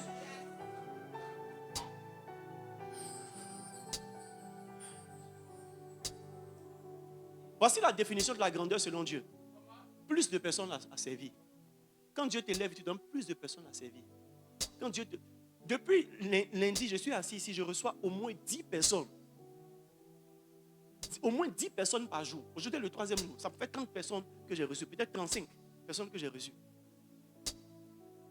Si je n'étais pas élevé, que j'étais juste un berger de 5 personnes, mais j'allais recevoir. 5 personnes. Et chacun allait faire au moins une heure avec moi. Le pays allait avancer. Mais quand tu viens, tu n'as pas encore fini, on dit coco. Coco. C'est compter. On est obligé de compter le temps.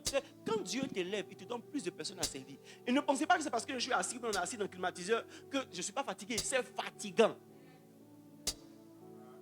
C'est fatigant, mais tu vois, c'est ça on dit, Dieu t'a élevé. Tous les hommes de Dieu que Dieu a élevés, ils sont sérieusement épuisés. Parce que tu viens ici, ils ont tel programme. Tu viens ici, ils ont telle invitation. Tu viens ici, ils ont tel programme. Et tu penses que c'est un effet. Ils sont fatigués. Fatigués. L'une des premières fois qu'on a reçu le révérend ici, quand il est descendu dans sa voiture, il marchait comme ça. Parce qu'il venait d'une autre conférence dans un village. Dans le temps où il voyageait beaucoup dans sa voiture.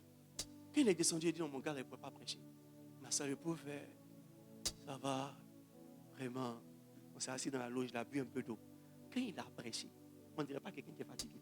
Quand il est descendu de la loge, quand on est arrivé dans la loge, quand on est descendu de la chaise, on arrive à la loge, on a fini de causer. C'est quand tu causes avec lui, puis toi un peu. Et tu lui poses question, il a entendu. Pour répondre là, il doit vaincre un sommeil d'abord. Tu vois ça? Dans tel livre, papa dit, you know, look.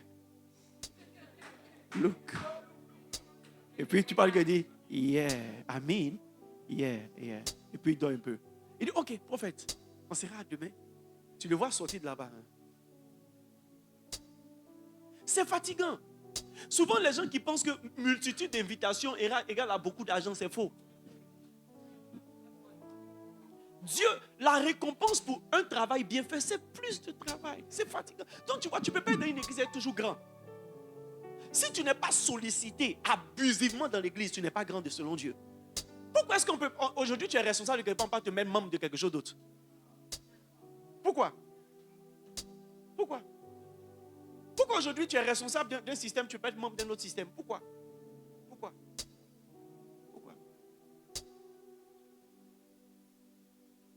Les gens disent non, moi je suis l'aîné de ma famille. Donc quand je viens dans une église, on doit me voir. On ne te voit pas.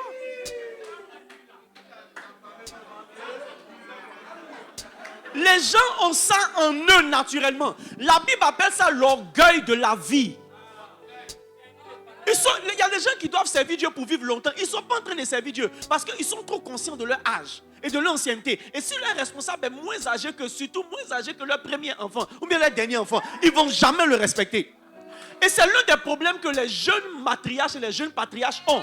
Les doyens dans les tribus ne les respectent pas. Mais c'est un piège. C'est un piège. Tu dois diminuer. Dans l'église, on diminue. La Bible dit il faut qu'il croisse. Et quand je diminue.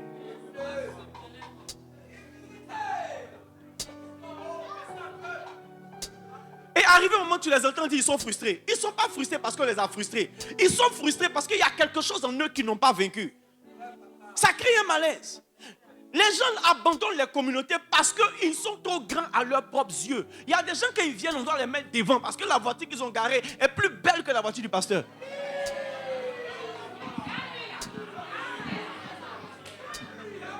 Dieu merci, ici il n'y a pas ça. Mais il y a des églises où il y a ça. Je vous dis la vérité, il y a des églises où il y a ça. Pour avoir été protocole dans un programme, je me suis rendu compte que parmi les hommes de Dieu, il y a ça. Il y a des hommes de Dieu, tu les fais asseoir derrière, ils quittent le programme. Mais ce n'est pas ton programme. Tu n'as pas reçu d'invitation. Mais on t'a honoré en te mettant sur les chaises rouges. Même si c'est à la 3e rangée, tu es installé. Non, c'est maintenant il va déballer son CV. Il est le président du collectif des pasteurs retraités du ciel. Mais ça veut dire quoi?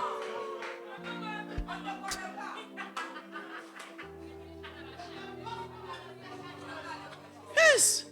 Est-ce que tu sais, vous savez, dans les invitations, il y a un des gars de l'équipe de révérends qui dit qu'il allait inviter, on l'a envoyé pour mobiliser dans un village, j'ai oublié le nom, et il allait voir un pasteur. Il lui a donné l'invitation, il lui a parlé du programme. Le pasteur dit, waouh, le programme est chic. Il dit, mais tu vois, moi je ne peux pas venir. Parce que vous n'avez pas suivi le protocole. Qu'en principe, vous devez d'abord m'envoyer une lettre que j'allais analyser. Et puis maintenant, j'allais laisser une commission à ma secrétaire. Et puis ma secrétaire allait vous faire signe que moi, je suis un pasteur de 50 personnes. Tu sais combien de personnes dans mon église? 50 personnes. Non, je ne suis pas un petit pasteur. C'est pas une histoire drôle, c'est une vraie histoire. Yes. 50 personnes, Aïgos. Donc, il ne peut pas venir parce qu'en tant que pasteur de 50 personnes, on ne peut pas venir l'inviter. Il faut qu'on lui envoie une lettre signée par des mains du révérend. Ou bien au minimum que le révérend l'appelle.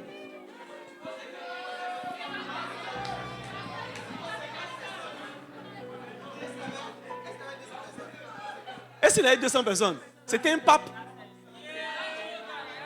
Là, il fallait louer voiture pour aller le chercher. Est-ce que vous m'entendez? Est-ce qu'ils me comprennent? Ceci-là, ils me comprennent? Écoutez, ce qui se passe au milieu des pasteurs, ça se passe aussi dans l'église. Il y a des personnes qui ne le disent pas, mais qui le ressentent comme ça. Ça aurait dû être moi le responsable. Ça aurait dû être moi la matriarche. Ça aurait dû être moi le berger. Ça aurait dû être moi ça. Et comme si je ne suis pas là, ce n'est pas moi, donc je fais rien. Et tu les vois, ils deviennent... Il n'y a personne qui est bizarre dans l'église sans raison. Il n'y a personne qui est passif sans raison. Et la raison n'est pas ce qu'on t'a fait, mais c'est ce qui est en toi qui réagit bêtement à ce qu'on t'a fait. Je n'insulte personne, mais ta réaction n'est pas normale. Yes. Yes. C'est pas normal. Ta réaction est trop sauvage par rapport à ce qu'on t'a fait. Ta réaction est disproportionnée. Un jour, one day, un pasteur allait voir son père spirituel. Il a dit à son père spirituel, papa, je suis fatigué. J'en ai marre. Il faut que je divorce. Sinon, je vais mourir. Elle va me tuer. Donc le pasteur dit, calme-toi, dis-moi ce qu'il y a. Il dit, papa, figure-toi, des toiles d'araignée dans ma maison. Des toiles d'araignée dans ma maison. Mais le bishop Dag explique, il dit, le gars tremblait quand il parlait. Ça veut dire que sa réaction est dit, tu ne peux pas trembler comme ça pour toile d'araignée. C'est disproportionné. Ta réaction est trop sauvage par rapport à la petite chose qu'on t'a fait.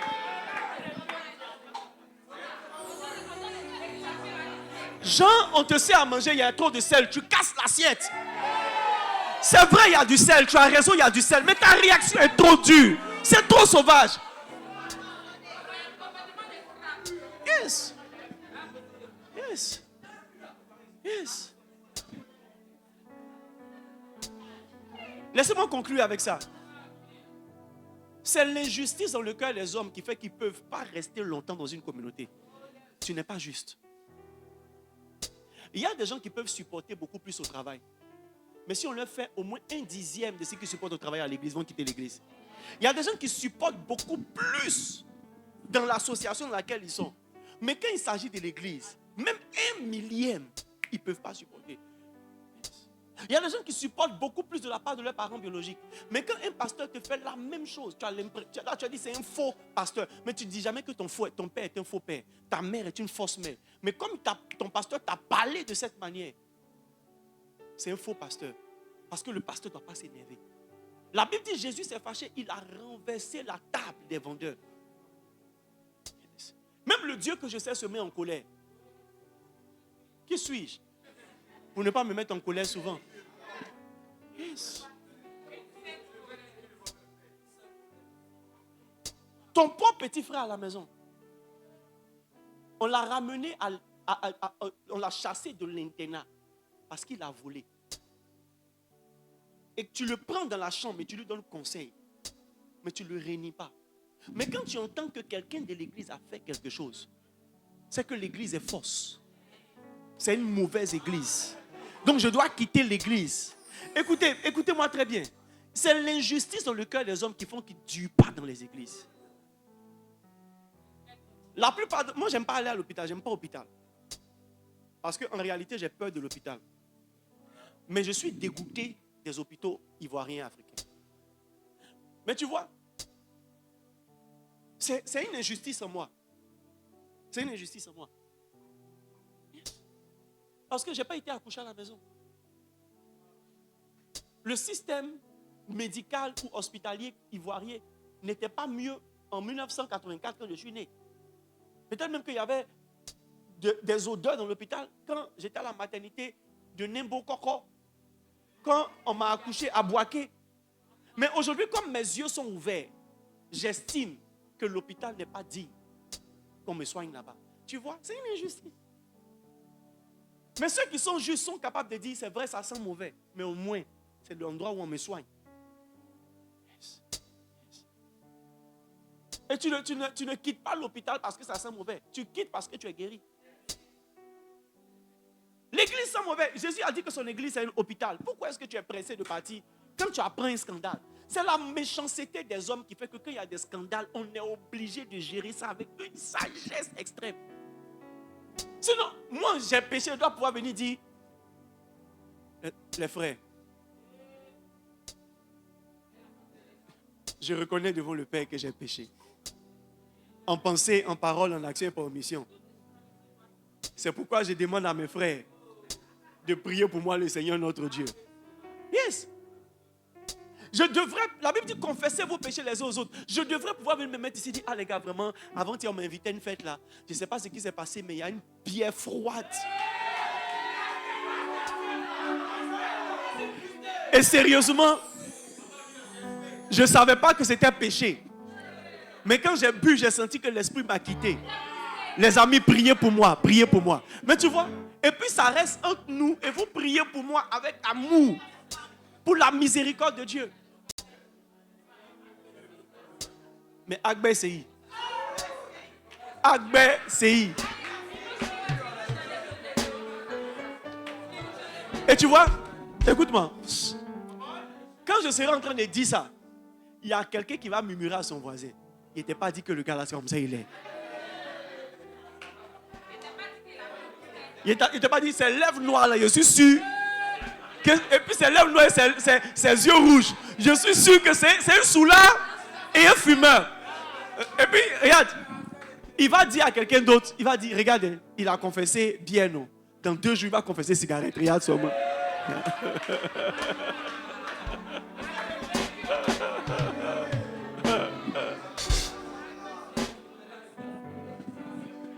Jésus dit, à cause de la méchanceté de vos cœurs. À cause de la méchanceté de vos cœurs. C'est pourquoi on vous a recommandé de donner une lettre de répudiation à votre femme. Ce n'est pas parce qu'elle est méchante, ce n'est pas parce que son action est bonne, mais c'est parce que vous êtes méchant que Dieu dit qu'il faut divorcer. Sinon, si tu n'es pas méchant, tu ne divorces pas. Yes. Yes.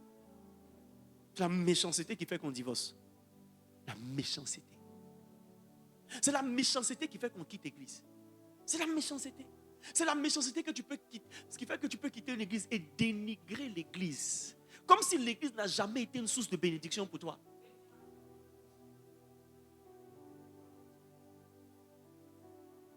C'est la méchanceté qui fait que tu peux te mettre là et critiquer le système.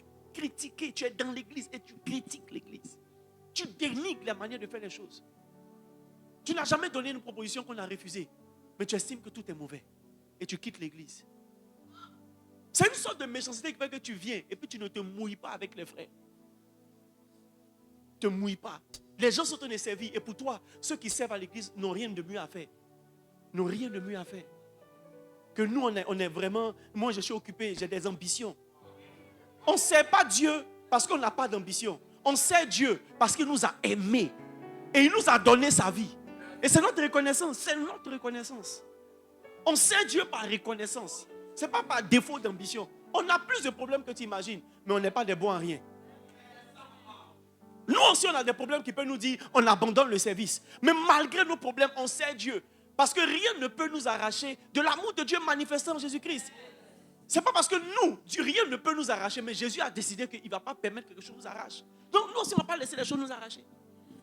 Petit problème, tu quittes l'église. Tu as faim, tu quittes l'église. Tu as soif. Et c'est non, si l'église était bénie, j'allais travailler jusqu'à aujourd'hui. Tu es paresseux, comment tu as travaillé? Tu es paresseux.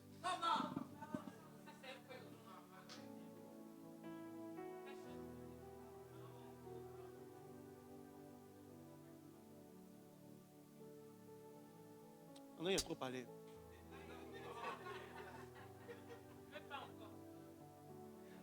Soyez fidèles à votre assemblée. Dieu regarde ça. Dieu regarde ça. Dieu regarde. Dieu regarde. Dieu regarde. Dieu regarde ça pour te bénir. Si tu n'es pas capable de supporter quelque chose de Dieu, tu ne peux pas supporter Dieu lui-même. Il dit, si tu ne reçois pas celui que j'envoie, c'est moi que tu ne reçois pas. Si tu dis que l'église est de Dieu et que tu ne supportes pas l'église, tu ne peux pas supporter Dieu lui-même. Parce que Dieu est plus compliqué que l'église. Dieu est plus compliqué que le pasteur. Le royaume des cieux est plus compliqué. Les gens qui pensent que le royaume des cieux, ça signifie que tout est ouvert, tout est facile. Tu vas, tu manges, coupes un arbre, tu manges. Tu es fatigué, tu as faim, tu dis de l'eau. Oh non, je t'apporte de l'eau, c'est faux. Hein? La Bible dit au royaume, quand tu vas mourir là, quand les anges vont te chercher pour partir là, tu vas te mettre devant une porte. Il y a porte. Tout endroit, il y a porte là, il y a des règles. Tous les endroits où il y a une porte, ça veut dire qu'il y a des règles et des restrictions. Regardez ce que Abraham a dit. Il dit, il y a un fossé entre toi et moi et il n'est pas permis à ceux d'ici d'aller là-bas. Donc il y a des choses qu'on permet dans le paradis, il y a des choses qu'on ne permet pas. Il dit, ok, laisse-moi aller voir mes frères. Bien, envoie Lazare aller dire à mes frères. Il dit, même Lazare ne peut pas descendre. Parce qu'il appartient à un homme de mourir une seule fois. Après quoi vient le jugement. Donc dans le ciel, il y a des règles.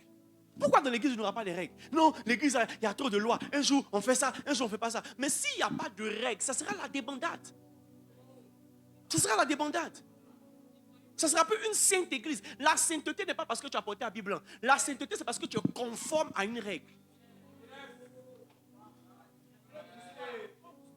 Yes. Yes. La sainteté, ce n'est pas parce que tu fais les choses avec une bonne conscience. La sainteté, c'est que tu fais les choses selon des règles. C'est les règles qui sont le barème de la sainteté. Ce n'est pas ta conduite. C'est les règles. C'est comme la justice. Tu n'es pas juste quand tu es hors la loi. Donc, ta justice est dépendante de la loi. S'il y a une loi et que tu fonctionnes en fonction de la loi, tu es juste. C'est quand tu sors de la loi que tu es injuste. Donc, quand il n'y a pas de loi, il n'y a pas de notion de justice ou d'injustice. Yes. Imaginez, il n'y a pas de règles dans l'église. Pasteur Hassan est assis derrière la bataille, il peut se lever pendant que je prie pour sortir. Ou bien il peut même, pendant que je prie, il peut dire, hey, donne mon codice là. Et puis, comment il s'appelle, Samy aussi, il prend son téléphone puis il communique.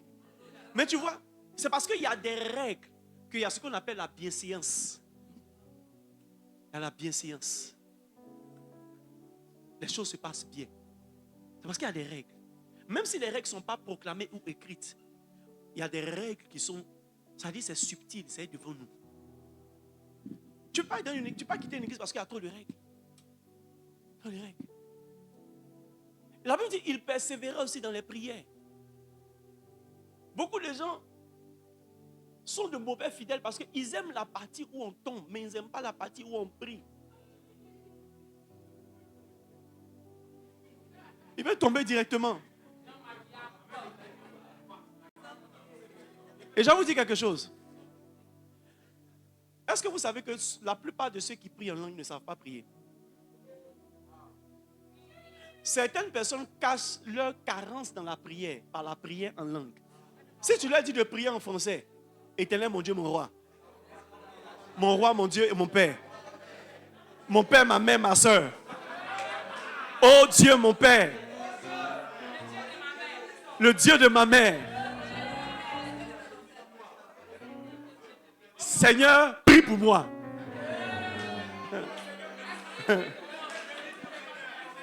Que Dieu bénisse le Seigneur.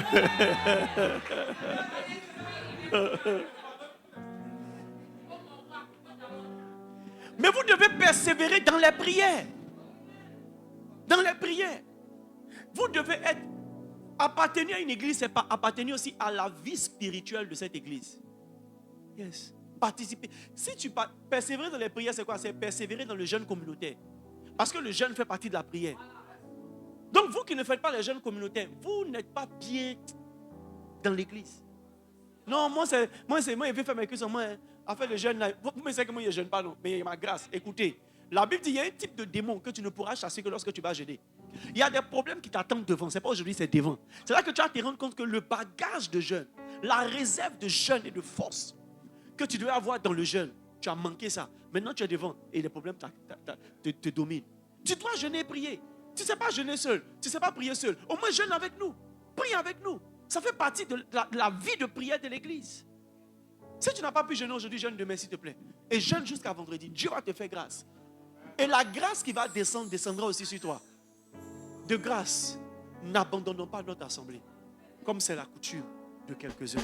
Il y a un axe d'abandonner, ne pas abandonner son assemblée que vous devez savoir. C'est l'axe de ne pas se retrancher des combats de l'église.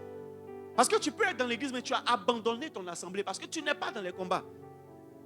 On est en train de cotiser pour faire quelque chose, tu n'es pas dedans. On dit non, on doit acheter un terrain, ou bien on doit faire une croisade d'évangélisation, tu n'es pas dedans. Tu es dans l'église, mais tu as abandonné ton assemblée. Et la plupart d'entre vous, vous n'aimez pas qu'on parle de ça.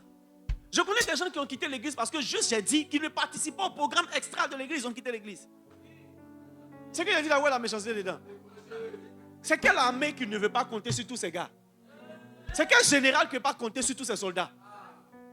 Donc on organise un programme dehors. Le minimum, c'est que vous qui êtes de l'église, vous soyez dedans. Tu n'as pas abandonné ton église. On est en train de faire une croisade. Au moins tu es là. Et si tu ne peux pas être là le premier jour, tu es là le deuxième jour. Ou bien, on dit que tu ne peux pas envoyer l'argent pour les funérailles, il faut envoyer tes fesses.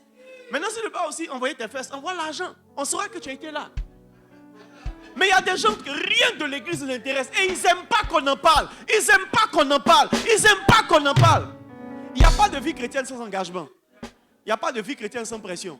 Les combats de l'église, c'est tes combats. Dieu t'a emmené dans l'église comme un serviteur. Yes. Yes. Si tout le monde mouille maillot pour GGC, en tout cas les vrais enfants de GGC, si vous mouillez maillot pour GGC, on sera plus loin que là où on est arrivé. Yes. Vous savez, c'est comme une voiture, on est 2 à pousser. La voiture ne va pas vite avancer. Mais si on est 10 à pousser une petite voiture, ça va avancer vite. Ça va avancer vite. Yes. Il faut beaucoup de personnes. Beaucoup de personnes. Si on est nombreux à faire la même chose, on aura plus de résultats. Il y a beaucoup d'âmes à gagner. Beaucoup d'âmes à gagner. L'un des chantiers de l'église, c'est la croissance. Si chacun de nous invite au moins une personne, on passe du simple au double d'un dimanche à l'autre. C'est juste que tu vois, on a abandonné notre assemblée parce qu'on veut venir seul. On n'a pas l'argent pour transférer les gens. Notre argent ne suffit pas. On met plus à nous, on doit mettre les gens en taxi. C'est quand tu es capable de perdre du sang pour le salut de l'humanité que Dieu te donne un nom qui est au-dessus de tout nom. C'est quand tu es capable de perdre de l'argent, perdre des ressources, perdre de l'énergie, perdre des avantages pour que des gens soient sauvés, que Dieu te bénira. Ça fait partie des secrets de bénédiction. Que Dieu nous bénisse.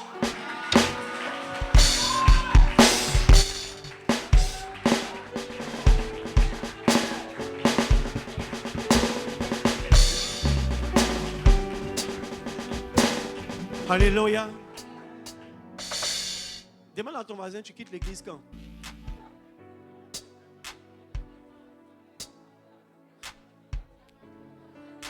Demande à quelqu'un d'autre, tu es présent ou tu es partant? Demande à quelqu'un d'autre, tu es présent ou tu es partant?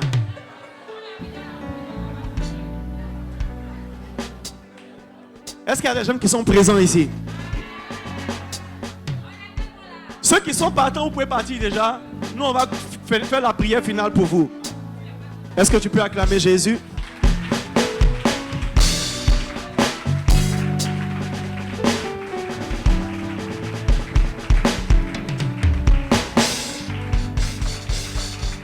Alléluia. Lève les deux mains. On va prier pour un sujet. La grâce de demeurer. C'est une grâce. C'est une grâce. Est-ce que vous savez que tout mari qui a laissé tomber sa femme n'a pas envisagé de la laisser tomber le jour où il l'épousait?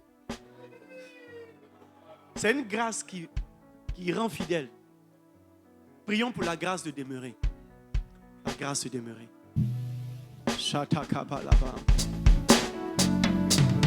Plus de toi, Seigneur, plus de toi, plus de ta ressemblance, plus de toi,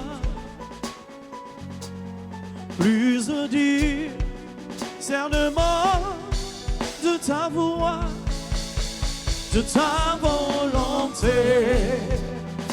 Seigneur, plus de toi, plus de toi, plus de toi, plus de toi, Seigneur, plus de toi, plus de toi. Prie. Plus de ta ressemblance, plus de toi, plus de discernement, plus de discernement ta volonté. ta volonté. Seigneur, plus de toi. Je veux que tu attrapes les deux mains de quelqu'un. Dis au Seigneur de sonder le cœur et l'âme de ton frère et de ta soeur et de voir en lui tout ce qui peut être utilisé par Satan pour le rendre instable, inconstant et inconsistant. Élève la voix et prie que le Seigneur guérisse le caractère de ton frère, l'âme de ta soeur, pour le conduire à une véritable fidélité au nom de Jésus. Prie le Seigneur.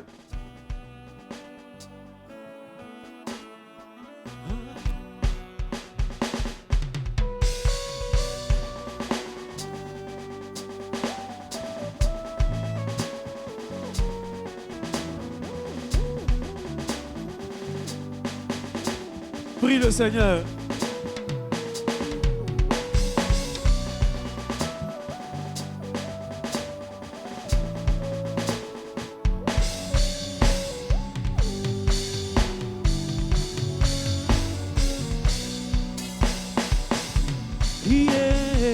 Demande encore.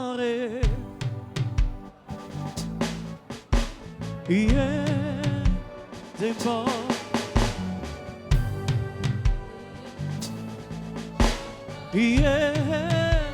Demande.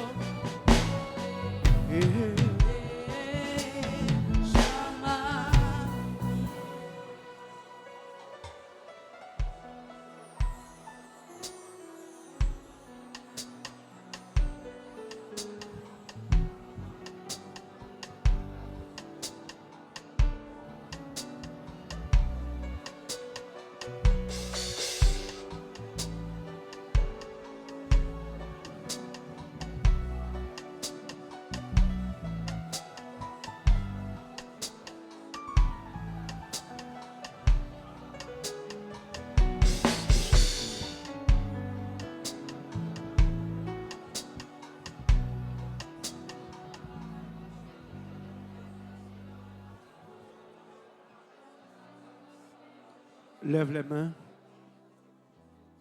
Que la grâce de Dieu nous soit donnée au nom de Jésus. Donne-moi ton plus beau Amen.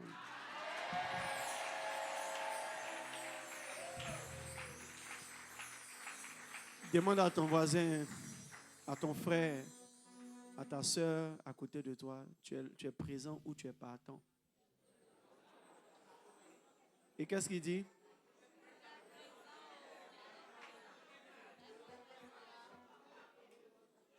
Alléluia.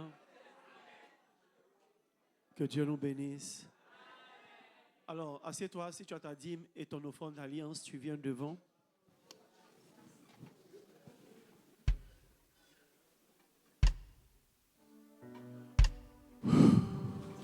Qui a appris quelque chose ce soir? Si tu as ta dîme et ton offrande d'alliance, viens devant.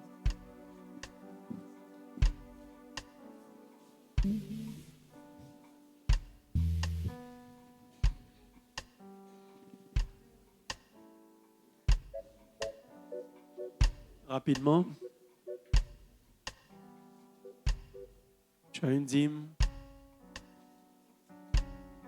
une offrande d'alliance.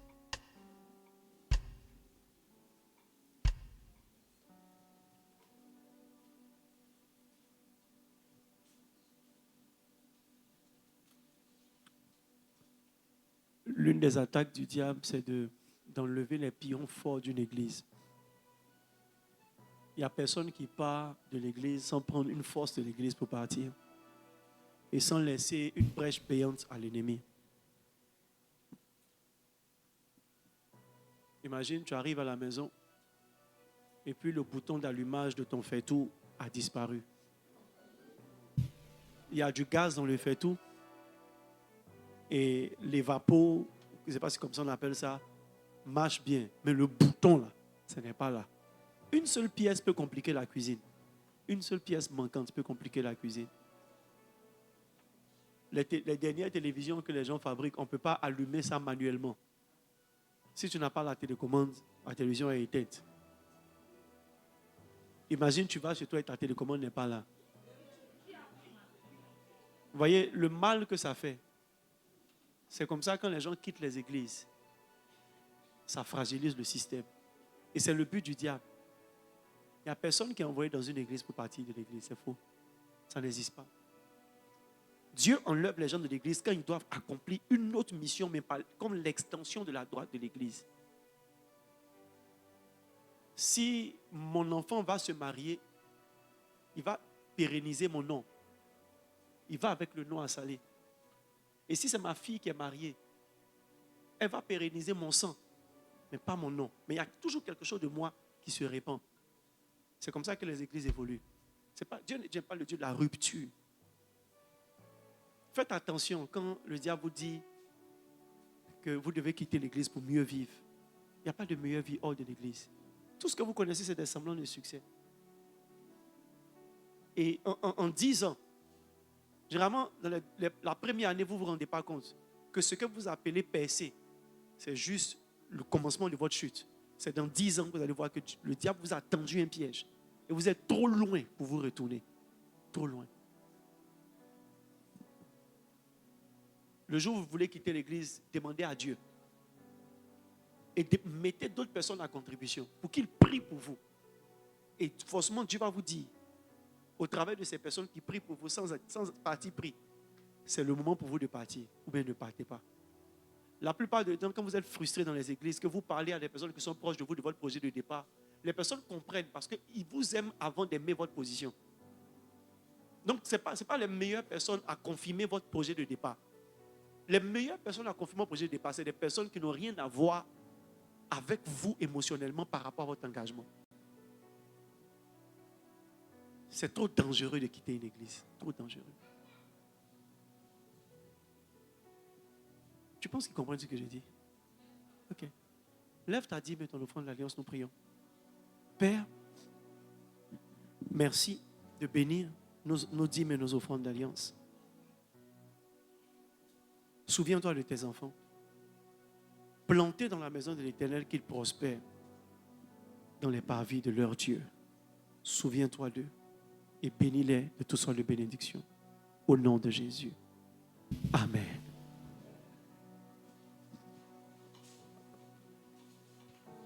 Tenons-nous tous debout avec nos merveilleuses offrandes. C'est béni au nom de Jésus. Dis à ton frère, lève-toi avec ta merveilleuse offrande. Dis-lui, quand je te regarde, je sais que tu as mis des millions dans l'enveloppe. Hallelujah. Lève ton offrande et nous prions le Seigneur. J'entends la voix de Dieu comme la voix d'une prophétie. Pendant que tu lèves ton offrande et tu lèves l'autre main, reçois la prophétie que je te donne de la part du Seigneur. Il dit, je me souviendrai de toi et je me souviendrai de tes sacrifices. Au jour que j'ai fixé, je te donnerai de te rappeler que ce que je fais pour toi aujourd'hui et dans la saison fixée, c'est par rapport au sacrifice d'hier. Il dit, je suis sensible au cœur des fidèles. Et chacun des battements de leur cœur fait mouvoir mon trône. Je suis sensible au cœur de mes fidèles. Et chacun des battements de leur cœur fait mouvoir mon trône. Il dit, parce que je suis fidèle, je chéris la fidélité. Il dit, j'ai vu tes sacrifices d'hier, j'ai vu tes peines d'avant-hier, et j'ai vu tes pertes du commencement, et je me souviendrai de toi au jour que j'ai fixé. Il dit, c'est moi qui ai dit, par la bouche de mon serviteur, je me donnerai un nom dans ta vie. Il dit, la seule chose que je te demande, ne cède pas à la pression d'abandonner, la pression de te relâcher et la pression de dire que Dieu ne m'entend pas, que Dieu tarde à agir.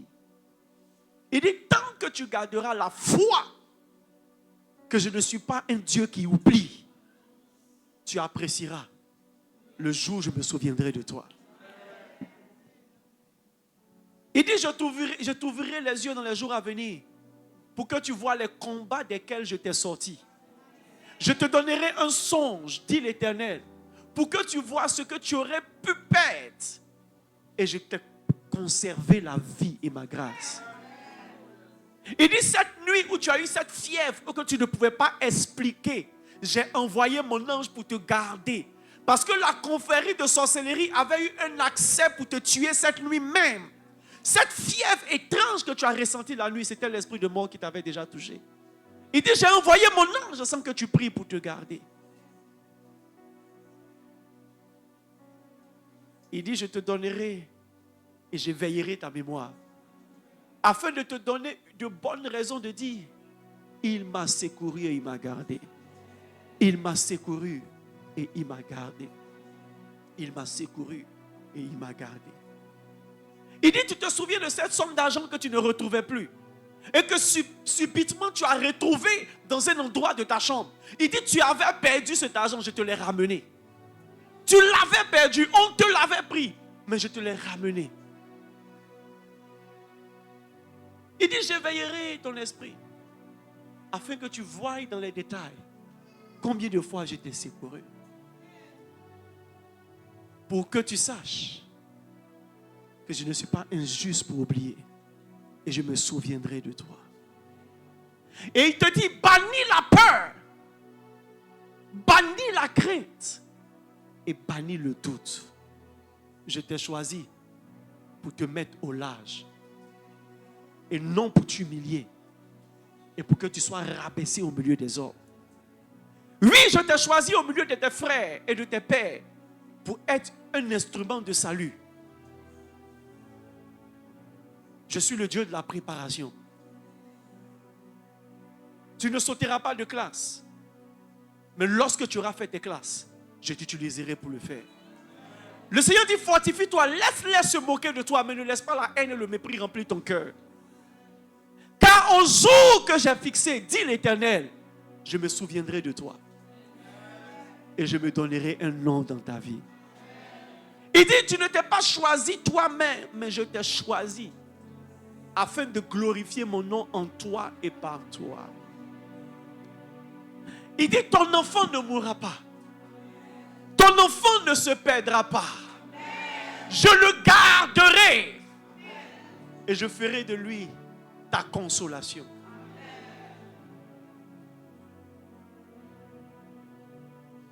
Il dit, je te redonne ta médaille. Je te redonne tes armes. Il dit, je te redonne tes yeux. Afin que tu vois à nouveau des visions.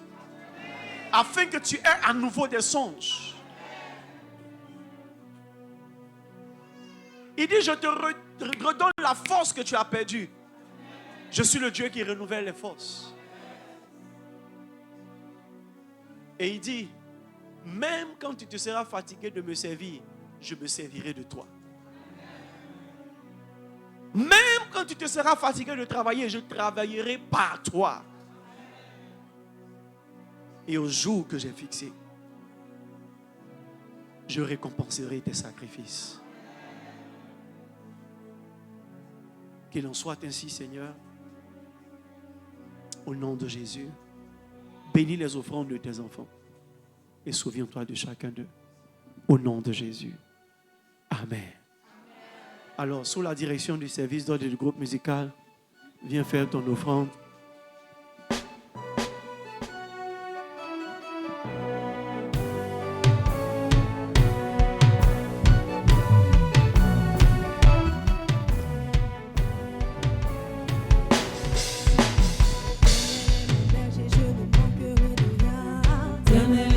Je ne manquerai de rien. Il me fait reposer dans de verts pâturages.